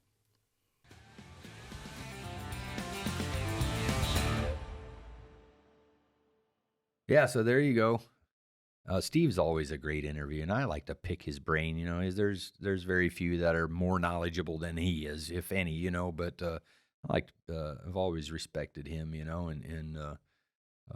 Just staple in the sport has done so much. I always like to pick his brain, so it was good to sit down with him. Absolutely, always a wealth of knowledge. Absolutely. Yeah, so let me shift gears a little bit. I got Joe Moore on the podcast next. He's from Pennsylvania. He hits a lot of the major events, and he does both hunts and shows. And I was wanting to talk to him a little bit about that dynamic, and he had some really good points, some tips for young kids getting into the sport as he's had some successes in our youth programs coming up. So hope you guys enjoy this interview with Joe Moore. All right, guys, sitting here with Mr. Joe Moore. Confirmation show over there just ended. What's going on, Joe? Not too much. Happy to be here at Autumn Oaks. Yeah. How many have you been to now? Do you know offhand? I think this is my 12th or 13th. I was talking about it last night. I think it's 12th or 13th from when I was little. I took a little break, and then this is like my 6th in a row, I think, now. So yeah. Well, we talked. We messaged back and forth on Facebook sometimes, and a couple weeks ago we had our Youth Nationals event, and you kind of came up through that system with YEP events and Youth Nationals. That kind of stuff was new when you were younger, right? Yeah. The first Youth Nationals I went to was in 2003, and I believe that was the third one. Yeah, that's right. Yeah. Yeah. Yeah, it was in Shelbyville, Indiana. So that was, man, way back in the early days. Yeah. And tons of kids at those first events. Oh, yeah. Yeah. You had some success at that event, though, right? Yeah. First year I went, actually, I won the overall show with a plot dog. And then had various other category wins throughout the year in the show. And then my last year, I hunted every year, but my last year, I placed third and got a scholarship. Nice. In that, so Yeah, that was nice. Very nice. Yeah. And going back even further than that, how did you get into the coonhounds? So my dad kind of grew up. My dad always had dogs. Started bugging him, wanting to go hunting. About 7 or 8, he took me my first time. I was hooked. We got a couple dogs. Started hunting a little bit. I think in my first competition hunt when I was around 9. And our family owns where our local club's at. They own the grounds there. So my family's always there doing like the food, and my dad was club president for a while. Yeah. So I'd always be around hunting. And one year, a local guy brought in a plot to show, and that was like the first time I was probably 11 or 12, and I like caught my eye. Yeah. And then I started becoming friends with him, and that's kind of how I got into showing, was through that. Yeah. Through that. And it was a plot, and you still have at least one plot now, I know, but you've kind of you got a couple nice walkers now too. How has that progressed your breed preference over the years? So I've always, even when I was younger, I wanted to hunt walkers, show plots. I thought they were different. Walkers are so competitive, in the show ring. So that's kind of how I went. And yeah, I won youth nationals with a male dog called Divided Acres Little Joe. A local family, Jason and Joe Webster, owned him. And then I got his littermate sister, Princess, showed her a bunch. And then I got a male dog after I won youth nationals. I got a male dog. I called Knight off of him, and I kept them forever. And I didn't really show walkers. And then when I started off to college, they got old, so I kind of got out of it for a little bit. And when I got back into it, just a walker kind of fell into my lap. And I still do have a plot, but it is going more the walker way right now for sure. You got one nice female that right now is right near the top of our top 10 standings. So can you tell us a little bit about her? Yeah. We call her Sassy. She, I think right now is second in the top 10. Finished her last year in the top 10 as well. I got her off of Dave and Kelly Myers a couple years ago. She's off of her Boone dog that won the world show, and Steve Randolph's Meg female. And just she's a super nice female. Like, she's pretty much turned into like the house pet now. But yeah, we campaigned her pretty hard. She won champion female at Grand American this year, champion female at Southeastern Tree Walker Days. She was queen of show at the Pennsylvania State this year and a couple years ago. So yeah, she's we're pushing her pretty hard, and that's kind of where all my attention's at right now. Yeah. And I guess, is she still a champion now, or is she in the Grands? She's a Grand, yep. I finished her, the win at Southeastern actually finished her out, so you'll be showing her Grands here at Oaks on Saturday, Yep, huh? yep. Yeah. She was a champion last year, so yeah, it'll be my first time showing her as a Grand, so it's pretty exciting. Yeah. Oaks, you're up in Pennsylvania. Is there, I know you're not too close to a lot of the events, some in Ohio, maybe closer than others, but is there a certain events that you try to hit every year? When we start the year out, always circle Grand American. I love Grand American. I love that it starts the year off. Yeah. It's nice for us to go south in the winter, Sure. So we just started recently going to the Winter Classic because of, the top 10 program, which we've talked about that before. I really like that program. I think you guys have done such a good job at getting, participation in some shows that people probably normally wouldn't, because, hey, I need 6 top 10 points, So we try to hit that. Southeastern Tree Walker Days is, again, another one that goes south for. And then after that, kind of through the summer, we stay more local. Pennsylvania State, West Virginia State, and then, of course, Oaks in the World are the two that I really circle and focus on. We come out here all week and camp. So. Oh, you guys are camped out here? Yeah, we camp. Yeah, we've camped the past couple years. We camped with Dave and Kelly, and it's it just really changes it when you camp. Like, it's nice not to leave the grounds, and yeah. Absolutely. Everything's right here. If you can sleep through the dogs, you're in good shape. Yeah, we're kind of out of the way a little bit, so the dogs don't bother us. So yeah, it always cracks me up. Everybody wants this nice spot right here in the hustle and bustle, and then come nightfall, it can't be too good. No, back behind the show barn where the dog barn is, I'm sure that can be some late nights trying to get some sleep for sure. Yeah. Well, hey, we talked a little bit about your show stuff. You got a pretty nice dog you're hunting right now too, right? Yeah, I'm pushing a dog right now off Neosho River Cuz. Okay. I got him off Kevin Cable last fall. He's not the special. He's no world champion, but I've been pushing him pretty hard. He's been doing pretty good. I just got a male pup off a bank, and Cable's Money in the Bank dog, and Zach McBee's Heartland Bonnie, who's had some success at the Absolutely. TOC. Yeah, they made that cross, and they I got the only male off the litter. Wow. Yeah. Yeah. So yeah, I'm pretty excited about him. So it's tough. You ask my wife, but it's tough. But I try to push both. I'm trying to really, push both the woods and his show. And even though it's they're both coon dogs, it's almost two separate hobbies. It really, like it's tough. Sometimes there ain't enough time in the day. No. I mean, by the time you run dogs or do things on the bench, and then it's time to come in, go hunting, hunt till 1 in the morning or so, come home, go to bed, and do it all over again. It's tough, but I love it. That's kind of where I want to like move into. Everyone wants a dual purpose dog, and as do I. But like, I really want to have a good line in both the show and the woods, and that's something I really want to focus on. Well, hey, you're talking about Angie and Kevin Cable and their dogs. This is a place, we're not too far from them here. They always do good in the National Dual Championship here, so you may have a good dual purpose hound right now coming up. I know. They let me get pick of the litter. Zach McBee did, and that's what I was like. I told him, I said, I want one that's conformationally built, you know, well. And Kevin was joking with me. He's like, these ain't no show dogs. I said, well, they're built pretty nice. But I stayed about a month ago. I stopped at Kevin's house, hunted the bank and breaking before I went to get that pup out in Missouri from Zach's house. So, yeah, I'm super excited about him. And hopefully got maybe a litter in the show world coming up next spring off my female Mila. She's retired, but that's the plan there. So yeah, absolutely. Well, I guess on the competition side of things, do you have anything else circled? Are you going to the World this year? I'm going to the World for show. I didn't get him qualified. I didn't get the dog I'm hunting. I call him Goose. I didn't get him qualified for the World Hunt, but he just needs a couple more for TOC. Nice. So in our club, a lot of our hunts focus in the fall. Yeah. We have a ton in the fall, so we're gonna do that. Finish him out the Grand.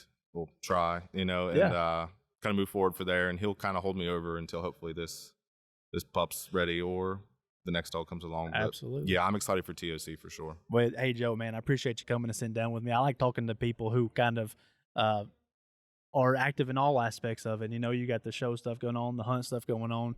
We just got done. I waited for you for almost 2 or 3 hours after this confirmation show for you to get done here, and I know you're probably starving. You already handed off the wallet to your wife. And there ain't no telling where she is by now. Yeah, my wife has my wallet. I don't know what I might come back to an empty wallet, but yeah, I think that's what makes Oak special is that the confirmation show, you get the bench show, the warm-up hunts, the slams. Like, you guys do such a good job with it, and I like that there's something for everybody here, and that kind of pulls me into UKC, and that's kind of really why I do love it, that there's something for everybody. Hey, man. Appreciate you sitting down with me, Joe. Good luck this weekend. All right. Thank you. Hey, there you go. There's Joe. Good interview. Appreciate him taking some time out of his day after a long confirmation show to come over and talk to me. There you go. Joe's one of those guys that came up through our youth programs. Absolutely. That's pretty cool to see how those younger kids progress through and still being involved, Absolutely. My next guest that I sat down with was actually two guys, Brian Smith and Philip King, both from Indiana. Philip King used to live in Tennessee, but now recently, a couple of years ago, moved to Indiana. And these are two guys that they're about my age, and when we were competing, those are some of the guys that were hunting hard before I went to UKC. And both of them are still hunting. Both of them kind of took a little bit of a break there for a little while, and especially Brian Smith, but here just in the last year, he's kind of got hooked up with Ashley Dalton, and both of them are now hunting dogs for Ashley and having a good time. And I think here's an example of a couple that I always use quite a bit. I was probably the same way. There's a lot of guys just very competitive. They were very competitive. They're still very competitive. But you grow up a little bit, things change a little bit, and I think they're just probably better people, today. And I'm not saying that in a bad way from years ago, but it was good to sit down and pick their brain about Autumn Oaks from old days versus now. So I had an interesting conversation with them. Here's Brian and Philip. Hey, gentlemen. How are you? Good. How are you? Good. How's it going, Alan? Yeah, doing good. Friday morning here at Autumn Oaks, Richmond. Been walking around a little bit, have you? Yes, sir. Oh, we've been seeing the sights and looking at all the dogs and the vendors. It's been a good time so far. A bunch of vendors here this year. Yes, sir. And a good crowd. Did you guys hunt last night? I guided, and Philip hunted. Yeah. We hunted hide in the duels last night. Yeah. We had an excellent hunt. We treed 4 coons, and we ended up getting beat by a quarter. We had a super good time. Yeah, good. I got my dog qualified to be in the duels and got her entered, and Natalie Drake showed her a week ago this past Friday, I guess it was, and finished her into show champion. And Saturday morning, I went out to feed her, and she was in heat. I knew you were going to say that. Yes, sir. I was so disappointed. Oh, man, that stinks. But we bought a new dog to replace her with, Yeah. so we got a dog that we can hunt tomorrow night. So both of you kind of go back to my era before UKC or whatever, you know. So you guys were the ones competing at that time. Brian, you and I drew each other a bunch, this and that. Philip King, you were hunting hard at that time. But you remember your first times coming to Autumn Oaks? Yes, sir. Matter of fact, my very first time at Autumn Oaks was 1991, and I had actually placed 4th place registered with a blue tick female named Twiggy, and that was the very first competition hunt I've ever entered in my life. That was? Yes, sir. No kidding. Yeah, 1991. Autumn Oaks, that's your breakout event. Yes. I'd never been in a competition hunt before, and I entered Twiggy at Autumn Oaks, placed her 4th place registered. Wow. And I was hooked. I've been hooked ever since. Yeah, go big or go home. Yeah, Yes, no sir. kidding. Yes, sir. What about you, Philip? 2000 or 99, 2000, somewhere in that era, in that time frame. I've been coming every year ever since. I mean, it's the granddaddy of them all. It's the best hunt of the year to go to. Yeah. I don't think I've missed one since. Yeah. Yes, Yeah. sir. So both of you are now kind of handling dogs for Mr. Ashley Dalton there in Yes, sir. West Virginia, I guess it is. What's Best guy ever. Yeah. Best guy I've ever hunted for. But you kind of strayed away from the English. You used to hunt some blue ticks, Philip. Yeah, blue ticks. Hunting walkers now. I'm an English guy at heart, but me and Ashley and Brian, we've been friends for a long time. And when he called up and offered us this deal, I mean, he's a super good guy. I mean, they don't come no better. Yeah. I mean, he wants things done straight and right, and he's fun to hunt for. If you win, you win. If you lose, you lose. There's no pressure. Just a good guy. Yeah. What I like the most about Ashley is, back when Philip and I used to run Purina real hard back when Purina was a lot different than it is today. Yeah. And it was pretty cutthroat back in the day. And the guys I hunted for back in those days, if you didn't win, you weren't keeping the dog very long. Yeah. And what I like about Ashley is, back in those days, there was a lot of, you had to be tough and you had to be hard and you had to fight for everything you got. And a lot of times it didn't, it wasn't good for your reputation and different things. And what I like about Ashley is Ashley wants us to win with class and lose with class. Yeah. Good way to be. Yes, sir. Good way to be. Yes, sir. And he's told us straight up, if you get in a situation where things aren't going your way, go home and there's another night. Don't do anything to hurt his reputation or ours for that matter. Yeah. And it takes a lot of pressure off. And I like doing it this way. And I know watched you guys here in the last couple of years, the dogs you're hunting for him, you've done your fair share of winning with those dogs. Sir. So he's giving you some good dogs to run with. Well, and that's just like the dog that I have right now. Abby came in heat, and I was so disappointed. And we had been talking about trying to get another dog, and he got on the phone, and we got this dog bought last Friday night. I was gonna get to that. Yeah, blue tick, right? Yes, sir. Yeah. Yes, sir. So I went and picked her up Friday night. I took her to an RQE on Saturday.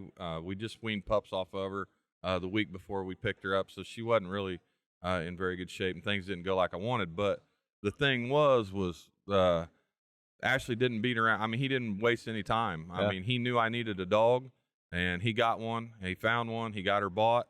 We got the paper, thanks to you. We got the paperwork processed overnight, and here we are. And now I got a dog to hunt. Peter Piper, I remember he named the dog. Well, Peter we changed her name. It's Blueberry Moonshine. He changed it again. Yes, sir. Yeah. Yes, sir. We told her we wasn't entering her. We were just gonna write Piper down because that wasn't flying. I went to that RQE Friday or Saturday, and I just wrote Piper down on her entry. I was not writing that. Yeah. We thought it was funny, and he thought it was funny too. But we still call her Piper. So anybody out there listening, if you hear us talk about Piper, her registered name's now Blueberry Moonshine. Okay, well there you go. So, hey, let's back up a little bit. Your most memorable experience at Autumn Oaks. Philip, you go first. Is that a tough one? 3 years ago, everybody knows my Uncle Phil. He's had a liver transplant, and he's had a real hard time with it, but he's making strides and coming through. 3 years ago, we had a Grand Night dog we called Woodrow, Mountain Tough Woodrow, and we got him in the Grand 16. It was the first time my Uncle Phil the second time he'd ever come to Autumn Oaks, and the first time he'd ever placed. And getting to do the interview with Steve with Burkholder out there for the podcast or for the play-by-play and all that with him. That's probably my favorite Automokes moment. Yeah. Just making it for him. Yeah. And but his health's made a big turnaround, and he's doing really good. So I'd look for him to have something in the future here shortly. Yeah.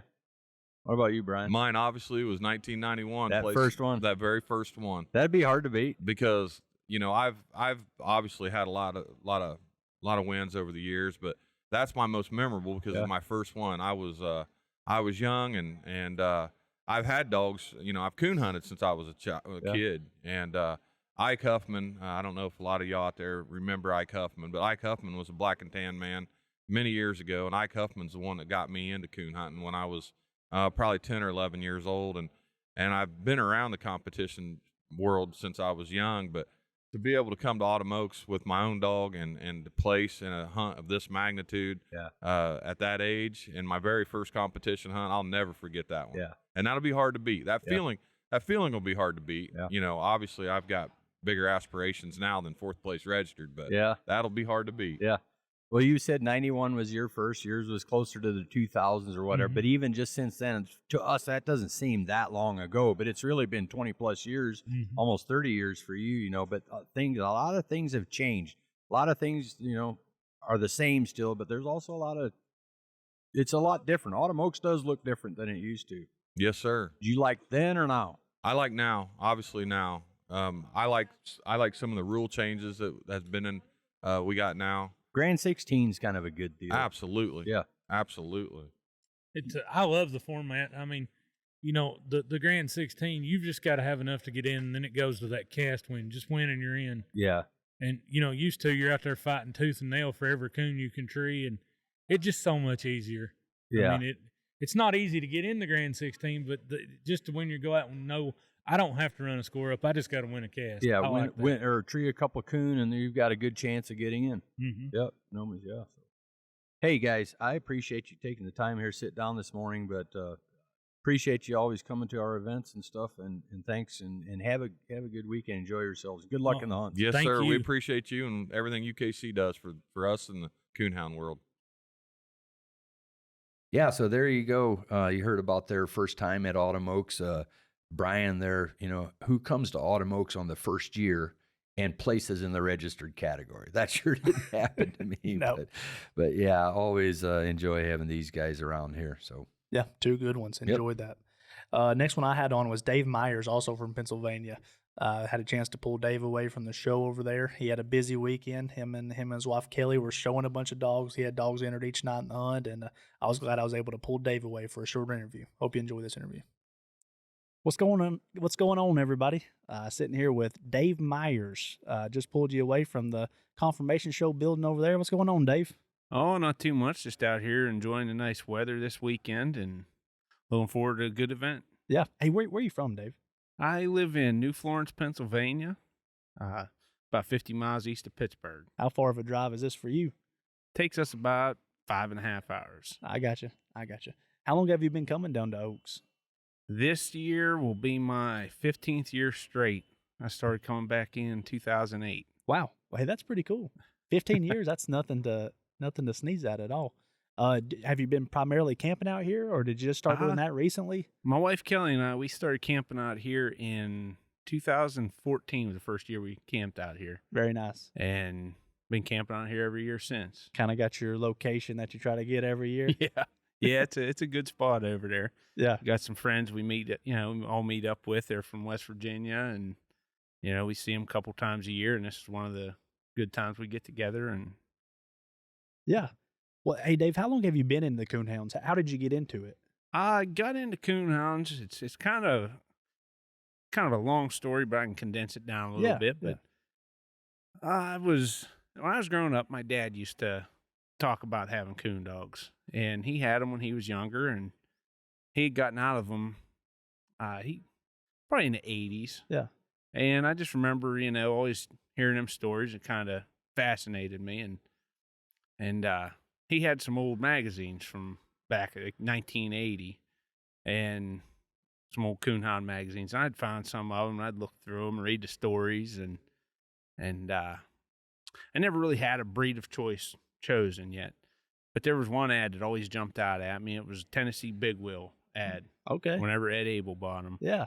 And I just had that dog burned into my mind and always wanted one like that. Well, at the time, I wasn't allowed to get a coonhound yet. I was still fairly young. And I'd say I was about 13 when I got my first coonhound. He was a half blue tick, half walker. And he ended up dying on me at about 6 months old. So then later that summer, I was looking through a local classified ads, and I found there was a guy had a litter of trained walker pups, and they were grade pups, and he was selling them, I think, $50 a piece. So my mom, she drove me up there. I picked one out. I had the guy. He let them all out, and I didn't really know what I was looking for at the time, and I just seen this little one. She kind of veered off by herself, and I remember reading that somewhere about in one of the magazines, like, oh, that's what you look for. So I grabbed that one and I started doing some drags and stuff for her, and she started doing well on that, and just started taking her out there. That coon season, it opened up in October that year. I took her out. She was still a pup, and I was hunting on her farm there, and she just went up through there, and it was the very first live raccoon she's ever treated for me. She went up there, and I just heard her open a few times on track, and then she made this weird bark, which at the time I didn't realize what a locate meant. Right, yeah. And she just rolled it over. And I'll never forget that feeling. I walked in that tree.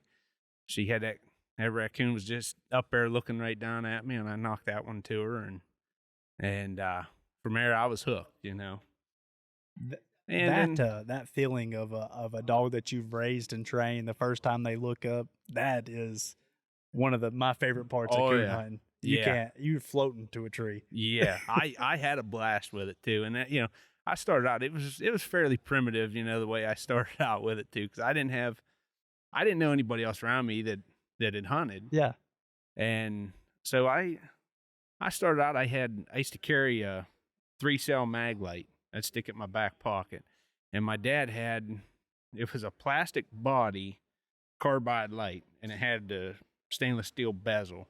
And up on top of my pap's garage, there was a canister, a Union carbide for it. So I used that as my walking light. And I only did that for a couple months. And then I saved up some money and bought a little, an actual light for hunting, and advanced from there, but I still never had a tracking system until years later. Yeah. I used the old cowbell. Yeah. But when did you make, or what caused you to make the transition into competing with your dog some? Well, the way I got involved in that is there was a dairy farm around the house there that, a bunch of us young kids we'd work at, and the farmer, his son had a blue tick, and we'd always talked about coon hunting and stuff back and forth. And one older guy that he'd come down to the farm once in a while. He went one night with us, and he got the bug, and he went and he bought some blue ticks. And just by chance how it all happened, because where he lived at was right on a main road. And just so happened that Scott Hogan was driving past his house, because I grew up about 10, 15 minutes from Scott and Connie. Okay. And he just happened to be driving past Dave's house, and he seen that he had these blue ticks, and I wonder who this guy is. And he pulled in and starts talking to him. So I met Scott through our buddy Dave Grigg, and we got to know each other. And then I went along with Scott and Dave to my very first competition hunt. Yeah. And it was at a club down in Claysburg, Pennsylvania. And I just went down along there, rode along. I spectated that night on the hunt. Yep. And we went out, and it was just a 2-dog cast. It was, I want to say it was I'd say that was around December of that year. But anyway, went out, and I was just kind of hooked, listening to them dogs working, and how they were scoring them and everything like that. And I had made my mind up that night that I wanted to get a dog that I could compete in this stuff with.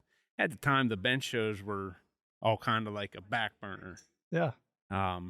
Never really thought anything of it.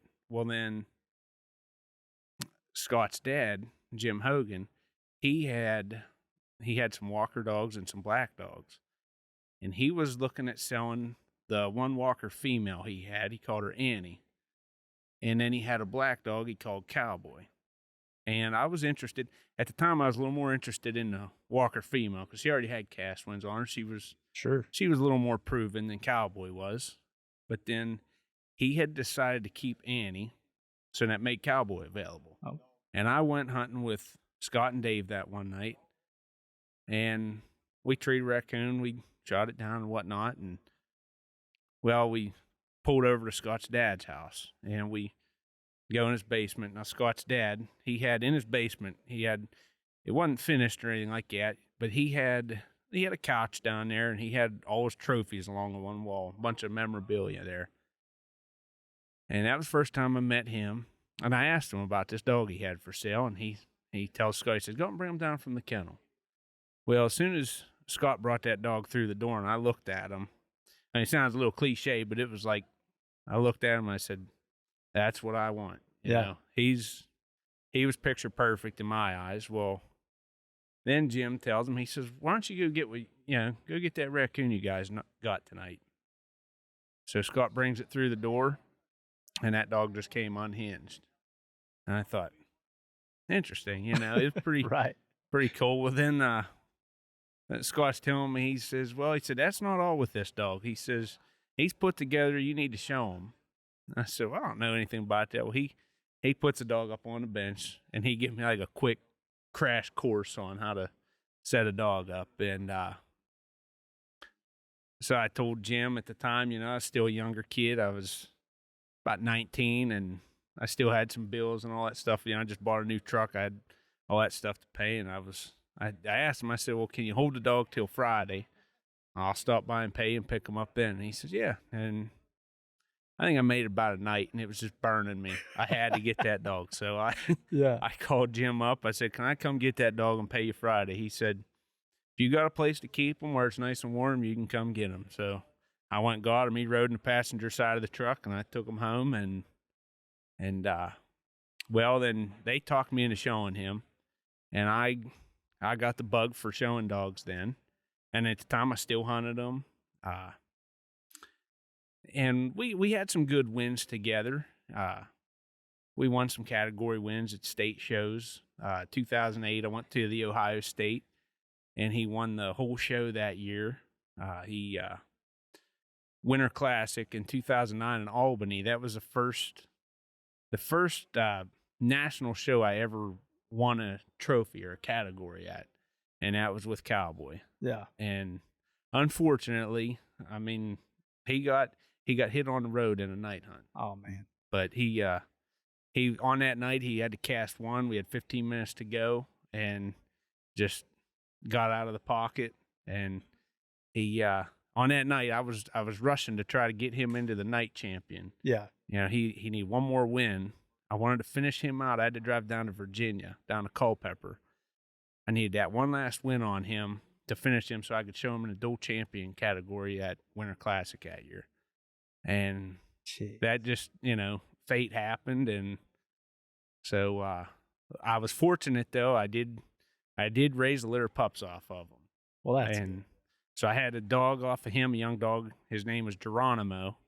And he was the first dog I ever finished out. I finished him to, he was a night champion, Grand Field champion, Grand Show champion, and he had his HTX title. Yeah.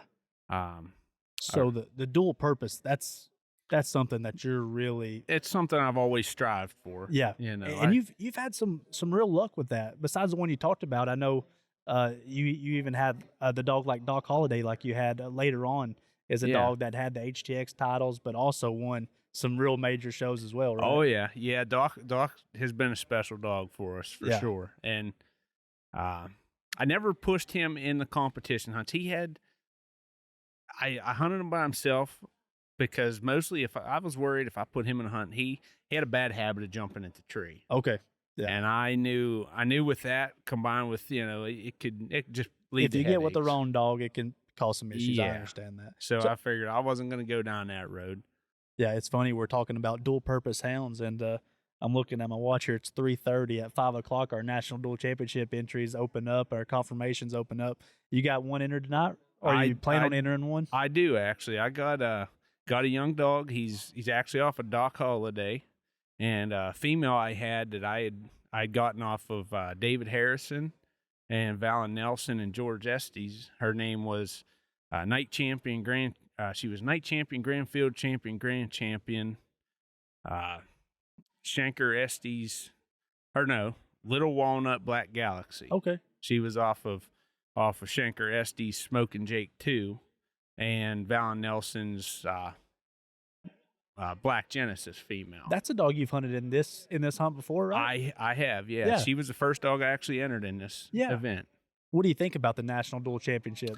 I think it's a great idea. It's a great concept. Yeah. I mean, I like the way it's ran, and I know you're a big part of the Black and Tan Association. It's something you've got as kind of adopted a little bit just last year, I think was the first year. Yeah, that's something we started to do. I mean, and in the breed of Black and Tans, I mean, we got a lot of guys, they take great pride in promoting that style dog, you know?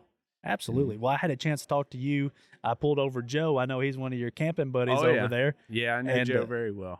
Two guys who both who enjoy competing in the show ring, but also competing in the woods. I think it's good for some listeners to hear that. You know, I think they only see one side of things. They think you have to do one or the other. But there's a big group of folks that can do both and excel in both. Oh yeah, absolutely. I mean, I've always felt the dogs should look the part and be able to perform the part. Right. You know, and I mean, it's been a blast, you know. Yeah. It sure has been. But like this young dog I'm hunting tonight, he's off a dock in Galaxy. Yeah. And I didn't get him pre-entered because he was still a registered dog. I needed to pick up him last couple wins, and I was able to get it done before the event.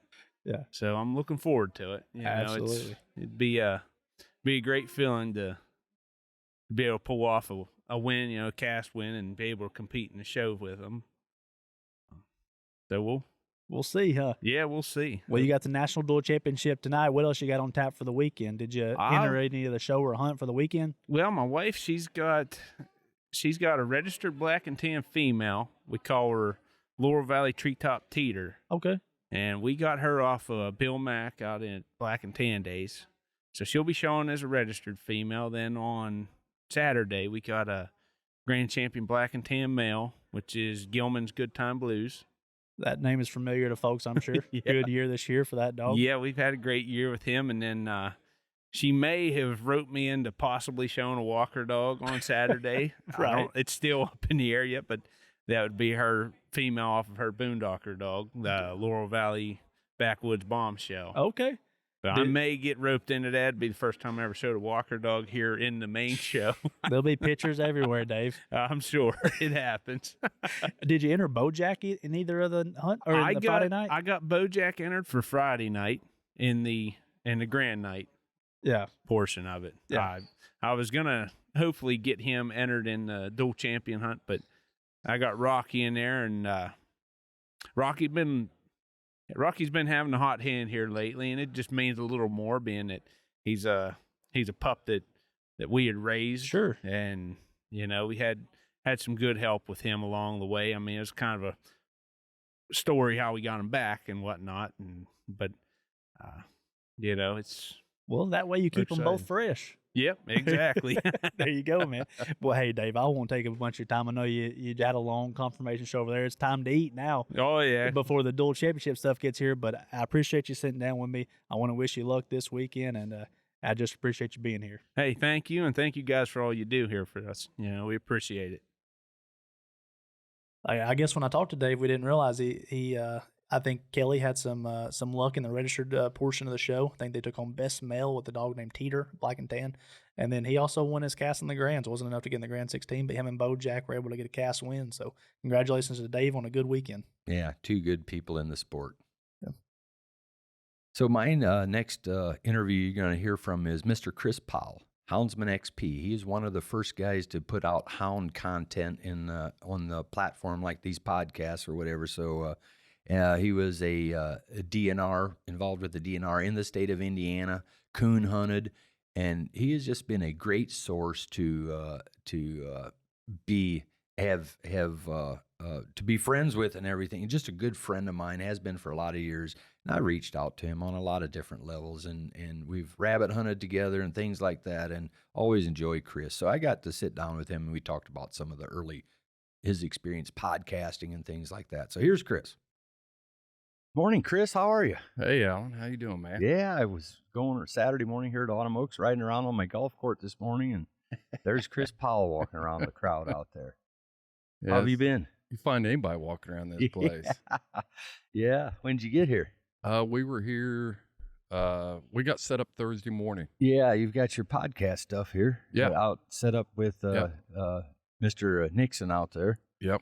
Yeah, with the Cajun Light Company. But I saw you out there, and I wanted to bring you on. One of the things I wanted to talk about is you were one of the pioneers of the hunting dog Houndsman podcast, and everybody's kind of trying to follow you around a little bit. Well, I'll tell you what, it's pretty cool, Alan, because that's what we set out to do, to start telling our story as houndsmen, and doing that through the podcast medium. And now UKC has a third of a building set up for, hound podcasts and different things. I don't even know how many podcasts there are out there now. Yeah, there's quite a few. I used to always, whenever yours dropped every week, you'd listen to it right at that time. And then there's a couple more that and I can't even keep up with them now. Yeah. I still listen to a lot of them, but not on the day they drop. But it's good that you can still go back and do that. So let's, what's your whole network looking like these days? I know you're covering a whole lot. You're traveling a lot, aren't you? Traveling a lot. Trying to do as many on the road, in-person podcast interviews as we can. Travel is tough, and just being able to get out there, and I want to be able to go to people and talk to people from every segment. Whether it's a coon hunter or it's a bear hunter, it's a Southwest lion hunter. And we're just trying to do all of that stuff. So. I remember that was kind of your goal from the onset, and you've really stuck with that, and you've done that all throughout. Yeah. The thing that I really enjoy doing, it's one of the most overlooked things, and I think a lot of times coon hunters in the East don't recognize it, is the constant fight we're in to maintain our abilities to free cast hounds. So. I appeared on the National Deer Alliance or National Deer Association podcast here a couple weeks ago, where we're sitting down and we're opening up those lines of conversations with deer hunters, because they seem to be one of the most challenging groups for us to work with as houndsmen. And, just trying to constantly build those bridges within the hunting community, because we're not big enough on our own to stand. So we got to find friends, and hunters are our friends. Yeah.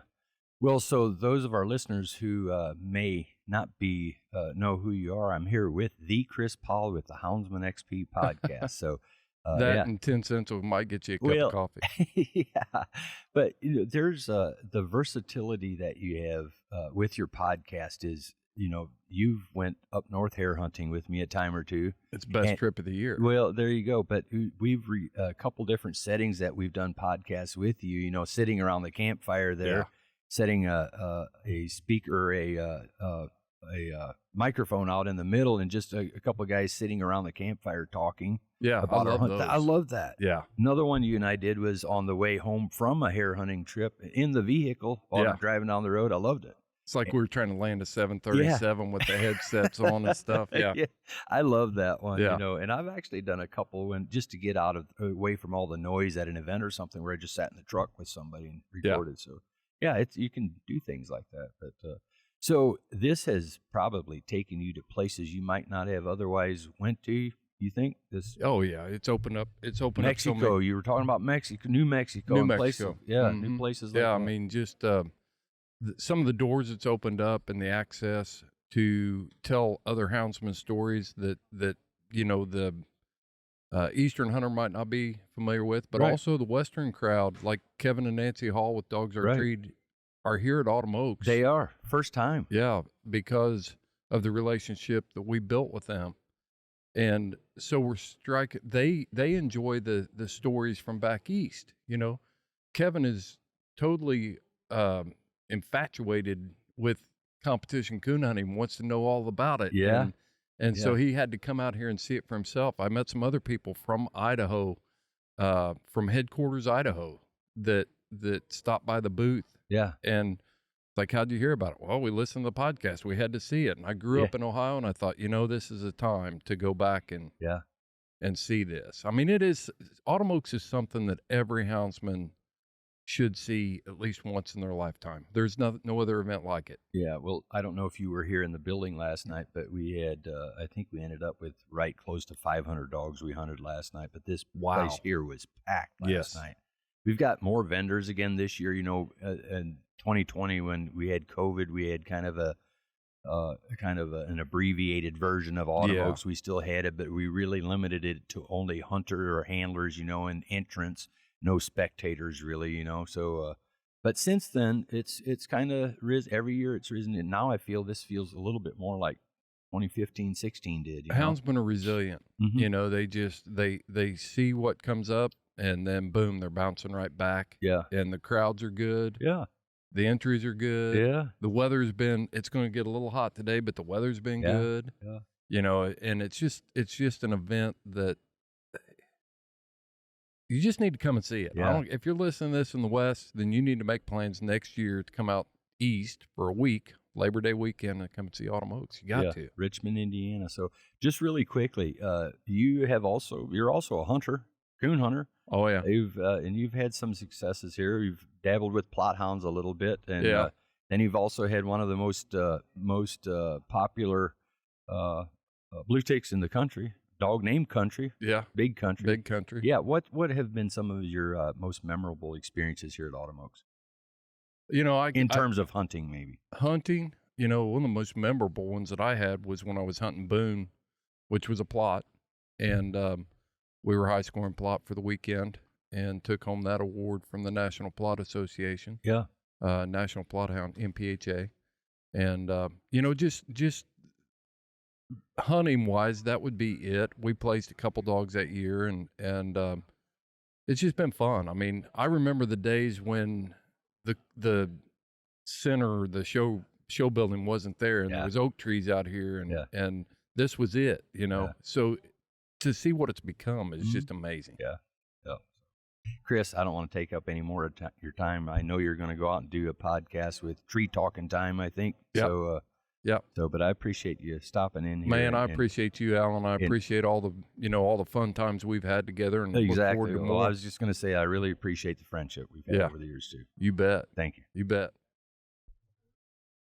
Well, there you go. A guy has a wealth of knowledge on a lot of different levels, a lot of different things. But I hope you enjoyed that podcast with Chris, and always good to have him at the events. Yeah, absolutely.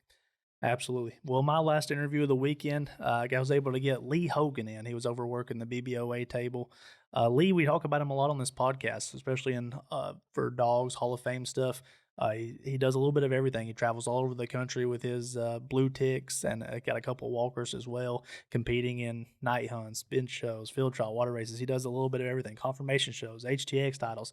His dogs' names are a mile long, and I wanted to give Lee a chance to talk on the platform because appreciate all he does for UKC. So here's my interview with Lee Hogan. All right, y'all, back here Thursday afternoon at Autumn Oaks, and now I got Mr. Lee Hogan with me. What's going on, Lee? Oh, not much. Just sitting at the BBOA table, selling memberships today. Oh, they put you to work, huh? Yep. You thought you would get to come up here and be on vacation, but they put you to work. Yeah. Can't get away from it. Well, Lee, hey, where are you from? You're from somewhere up in Wisconsin, right? I'm from Rudolph, Wisconsin, about the center of the state. Are you up there in Porcupine Country or what? Nope, just south of it. Just south of there. That's what I get so worried about up north, too far north. You hear the guys in PA, northern Wisconsin, northern Michigan talking about them porcupines, and I've never dealt with them, knock on wood, and I don't ever want to have to. But I've seen a dog or two stuck with them up in northern Michigan, and yeah, it's a mess at midnight, 2 in the morning. What about wolves? We got some right close to us there, but most of that's more north too. Yeah, I guess I've talked to you hang out with Matrix a lot. Matrix Disco from up there from around. He always talks about them being more in like the big game, like the game preserves up there where there's not much. Yeah, we got population. a lot of big tracts of public land. Yeah, and that's where they kind of hang out to get away from people, huh? Well, hey, Lee, let's talk a little bit. Anybody who's listened to this podcast at all has heard me and Alan talk about some of your dogs that have made Hall of Fame in different events that we do and stuff. But tell us a little bit about how you got started into hunting and into coonhounds. So I actually started with plot dogs when I was like 5 or 6 years old. My uncle got me into it. And then bought my first blue dog. I think I was 14, 15, somewhere in that age range, and it stuck. Yeah. Have you always competed with them? No, my cousins actually got into the comp stuff before I did, and then I was about 18 when I started going to the events. Yeah. Which did you get started in a certain event, or did you just kind of jump in them all at once? They started doing shows with my old Wally dog. Okay. And then I went and I got heavy into field trial water race. Yeah. Now you do a little bit of everything, depending on how many dogs you got with you and how much sleep you got, huh? Yep. Whatever we got time for. That's right. That's right. So I know big game hunting's pretty big up there. Have you stuck primarily to the coon hunting stuff? I have, because I've just never had a job that worked out to get into the bear hunting, going up north every weekend, all the prep work. Right. That makes it tough. Yeah, for sure. So, one thing that when I first met you, you had both kind of a certain line of Walker dogs that you worked with, and also a certain line of blue tick dogs that you worked with. Were both of those ones that you've had for a while, and you just kind of like some traits from both of them, so you tried to continue them on? The Walker dogs was just something that I ended up with. Yeah. The old TJ dog. Yeah. And then he was actually a bear dog that got chewed on one too many times and wouldn't stick with Mean Bear anymore. And then that's where the Mouse and JT dog came from. Yeah, right. Yeah. But then the blue dogs, how many generations down are you now kind of in your breeding for those? Pretty much everything I got now is off of the Jazz dog. And I think we'd be on 3rd generation. So like Trouble would be 3rd generation. Yeah. Yeah. And so one thing that, whenever I see you guys pull an event, you or Matrix, either one, they have a pile of dogs with all that you have. I don't know. You guys field trial water race them. Is there a way that you practice your dogs somewhere? Do you have ponds or field trial courses near you? Field trial, there's do not it just about anywhere. Not a lot of practicing that goes into it. If they'll run a track at night, they should run a laid drag. Yeah, yeah. And then our local club there, the Dairyland Club, yeah, we have a pond, so we go up there and swim a little bit. I got you. Yeah, yeah. So hey, let's talk about some of your favorite dogs. Some of the ones that you've had that made Grand Champion or have made Hall of Fames in different avenues. Grand Champion Hall of Fame dogs, Grand Water Champion Hall of Fame dogs, Grand Field Champion Hall of Fame dogs. Are there a few in your mind that stick out? Some of your favorite dogs? Can you tell me a little bit about them? Jimbo would probably be the one I would bring up. So that would be a litter mate to the Ruby dog. Okay. I'm sure everybody knows, especially here. She made it the Grand 16 a couple of years ago. Was it 20 or 21? 2020. 2020. Okay. Yeah. And so that was kind of you have a few dogs off that litter. Did you keep most of the dogs off that litter? I kept 2 females. So that would be Sadie, who's Grand Water and Grand Show and just made field champion. And then Ruby were the 2 I kept as puppies. Yeah. And actually neither one of them was a pick puppy. There was 8 puppies in that litter and all of them went out to get picked from. Yeah. Ruby was the runt and she was just a little hellion. Everybody overlooked her, huh? Yep. People brought their kids and I had like a kennel on a trailer. Yeah. And the kids were playing with the puppies and she was grabbing the back of flip-flops, knocking kids over at, 8 weeks old. Yeah. I like Ruby. I know, and I wouldn't put a lot of people on the spot because I don't think they would know, but I know that you know without even asking you. What all titles does she have right now? She is the first ever 5-way grand. So grand confirmation and then your normal quad grand. So she is confirmation grand champion, grand night 3, grand water 4, grand field Hall of Fame, grand show Hall of Fame, HTX 4. Yeah. Not a bad resume and if you brought her in here, she'd be the calmest dog in the building, just sitting right beside you. She would probably lay down right there and sleep. She knows when to turn it on and off, doesn't she? Yeah, that's so impressive to me. So, she just made 20X grand. Wow. A couple months ago here. Wow. And what other dogs have you had that made it? Cujo recently made Hall of Fame, right? He recently made Grand Water Hall of Fame, so he's the first blue dog to do it. Yeah. And then he's a Grand Show 3, Grand Field 2, and actually just finished him to Grand Night. Yeah. You're kind of done competing with Ruby, I think, from a conversation we've had in the past. Is that right? Yeah. I mean, I still swim her here and there. Yeah. But nothing. She's just a house dog. I'm hoping to get puppies out of. You're still pretty actively competing with Cujo, right? Yeah. Now I think Trouble will be the next one up. Yeah. What's Trouble out of? Cujo and then the Naughty Dog. Okay. Yeah. How many dogs you got on the place right now? 17. 17. I got you. All blue dogs now? You got a couple Walker dogs? I still got the 2 Walker dogs. Everything else is blue. I got you. Well, hey, you go to a lot of events a year. Is there a couple that you always circle that you try to hit every year that you really like more than a few others? We try to hit up the breed days that have the field trial water races just because you can still run Grands and Champions split. Yeah. So Red Bone Days is one I always see. Both Red Bone Days we try to hit. Leopard Days has had it a couple times. Yeah. Yeah, I'm trying to think. I'm drawing a blank on some of them, but and then also you guys have the Heartland Classic. Yeah, I was gonna say the Heartland Classic is one we always try to make it to. Now, anybody who's never been to the Heartland Classic, when you hear people talk about it, they'll talk about the hunt and the 4-wheeler. And in the past few years, they've had a show with 40 dogs a day, with a really impressive show. But the thing that really caught me off guard when I went to it for the first time was when you drive out to where they have the field trial and the water race, and how many dogs are there, and just how serious it is out there when that happens. Yeah, you get some of the bear field trial dogs and bear water dogs that there's usually some kind of overall prize that they got their eye on. So. Yeah, that's something I guess I didn't know and just not familiar with. Where I'm from and down in Tennessee, we don't have a lot of field trials or water races anymore. But up there, you guys have big standalone water race and field trial competitions where big money is on the line. Calcutta. Right? Yeah, it's an all-day event. Yeah. Do you have kind of a favorite one of the 4 events, I guess, between the night hunt, field trial, water race, bench show? I would have to say the water race. Yeah, because you can see everything. Yeah, you can watch everything that's going on. You can kind of learn dogs' tendencies. Go left, go right. I guess I've never even thought of that. You have like when you're picking your spot. We won't give out any secrets, but you have a spot in the box you like to put a dog in. Depending on which dog it is, yep. Jeez, a lot of stuff goes into that. I guess you don't think about it really, but man, Lee, I pulled you away from the table. I know you're supposed to be over there taking memberships, but I appreciate you sitting down with me. One of our biggest supporters here at UKC, at a lot of events a year with a lot of different dogs, and obviously the titles show it. Your name is out there. You've made a good name for yourself in the sport, and we appreciate you, man. Thank you. Thanks for having me. There we go, Mr. Lee Hogan. The reason I'm going to get arthritis and carpal tunnel one day from typing out his dog's names over and over again at these breed day events. They have a lot of titles on them. They absolutely do. Sure do. So yeah, great guy there. So my next interview was, we mentioned it last week, that I finally had the chance to meet Kevin and Nancy Hall. I've talked to them on the phone, and it was going to be their first time at Autumn Oaks, so I had the chance to kind of show them around a little bit.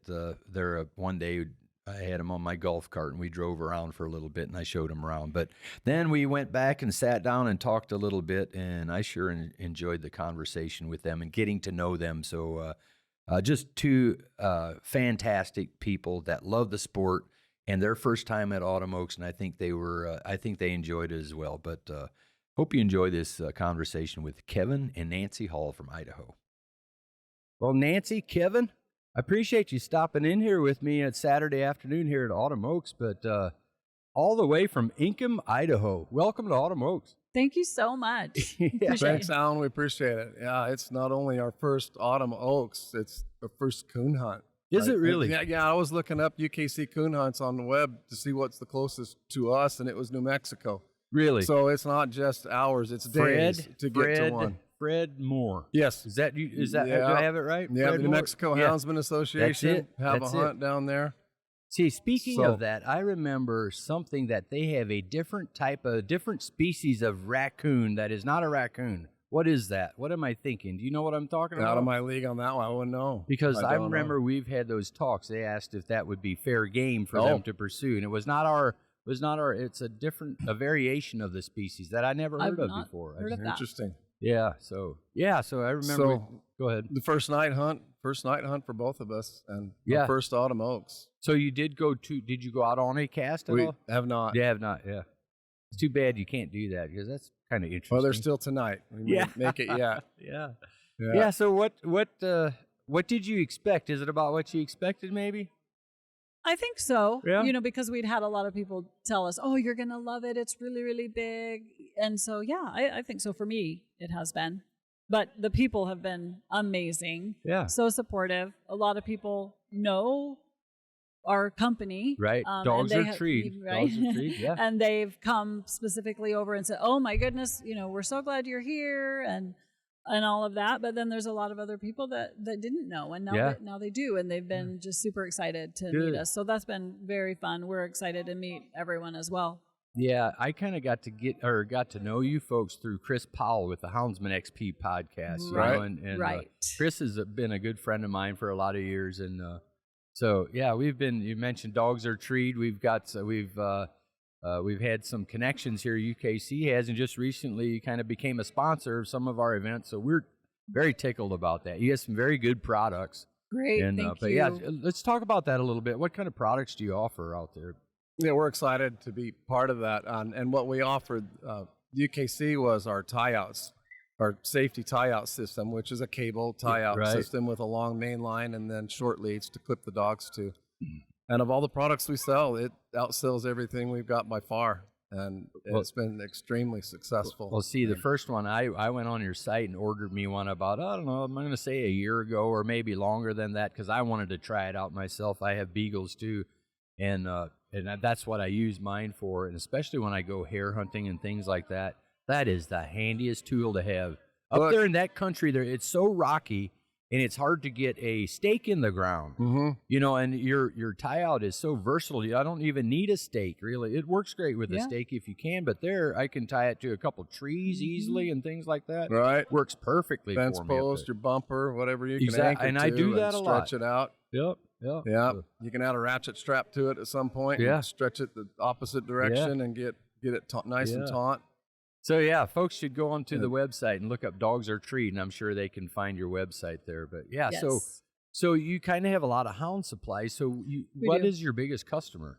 So one of the things that we learned when we first started thinking about doing an e-commerce business online is that we had some business mentors that really drove it down to, what do you want to do for your customer? And for us, we want to provide a service. And obviously, to do that in the hound hunting world, there are lots of supplies that hound hunters would need, or hunters in general. And so everything that we create, we put that in mind as to how can we serve our customer, and how can we do that with the products that we have. And so a lot of that is why we have our hydration products, and we created a paw balm called Paws Are Protected. Right. And I can't think of right now, we've got leashes and things like that, but it really just comes down to, number one, we mostly have, I don't think we've had but just a couple of 5-star reviews that were not 5 stars. Yeah. Every single thing on all of our products has always been a 5-star review, except for just a couple who might have done a 4, know.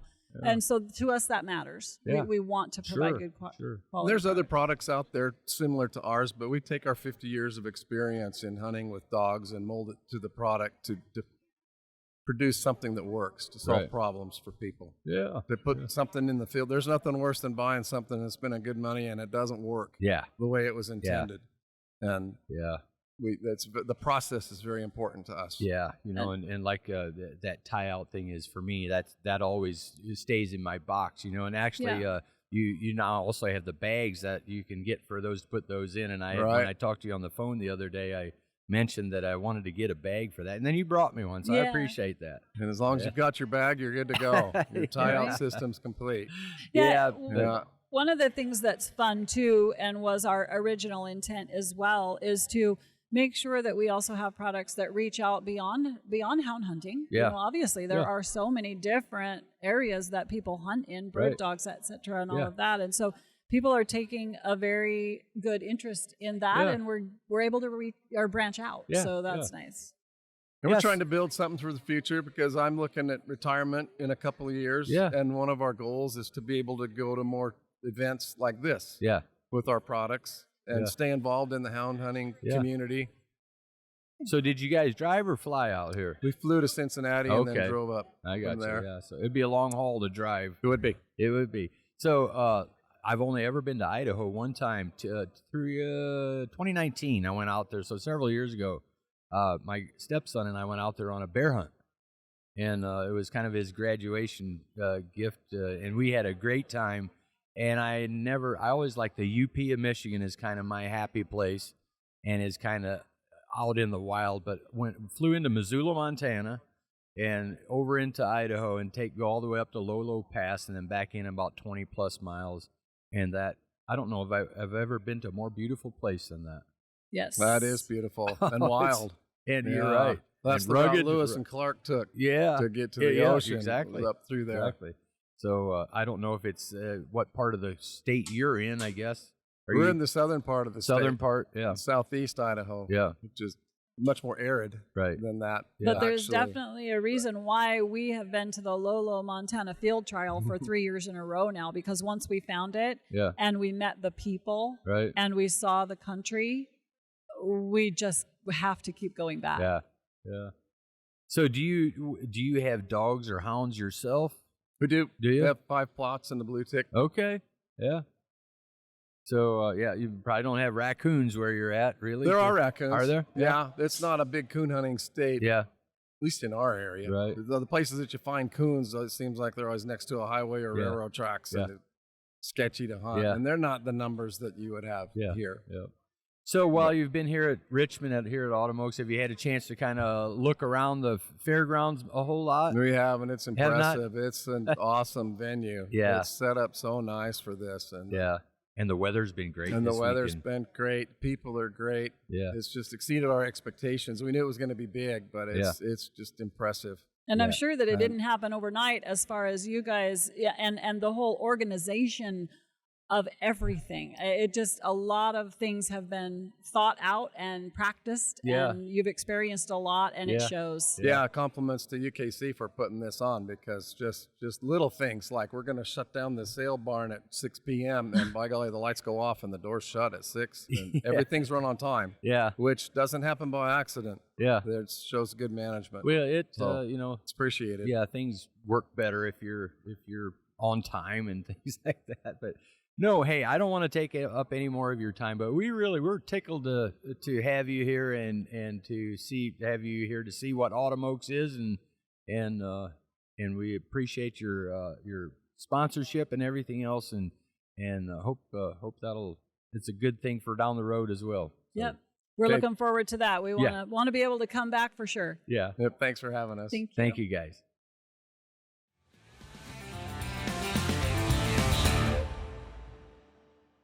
Yeah, well, there you go. It's just friendly people, love the sport, and really enjoyed their time at Autumn Oaks, obviously. And I think we'll probably see them more. I invited them to the Winter Classic as well, so hopefully they can make that event one of these days. But just two great folks. And, and new sponsors of UKC, right? With the Dogs Are Treat business. So I'm excited to see where that sponsorship goes. For sure. With them. But hey, that's just there's a small sample size of the hundreds of people that we talked to over the weekend, but wish we had a chance to talk to everybody. Just time doesn't allow it, but I think we got a good representation of all of different people that you'll see there, and from all different walks of life, from all different places, competing in all different kinds of events. Yep, and you nailed it. There's, hundreds of good folks like these that we got a chance to interview here, and that's the great thing about this sport. It's a competition too, but at the end of the day, it's amazing, amazing, amazing how many people you've got to learn or got to know through this sport. Absolutely. And that's kind of a wrap on our Autumn Oaks coverage here. We're a few weeks after the event now, and it's time to put our focus towards some new World Championship content. But thanks again for everybody who had any hand in 2023 Autumn Oaks. It was one for the record books in a lot of ways throughout, especially in my tenure here.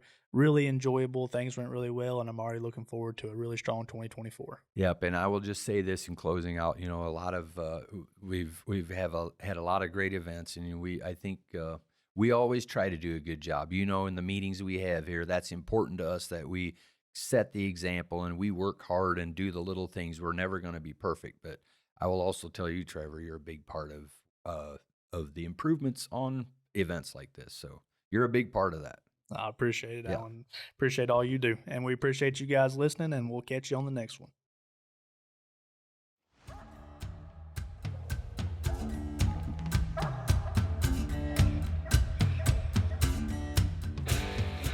Thank you for listening to the UKC Hunting Ops Podcast.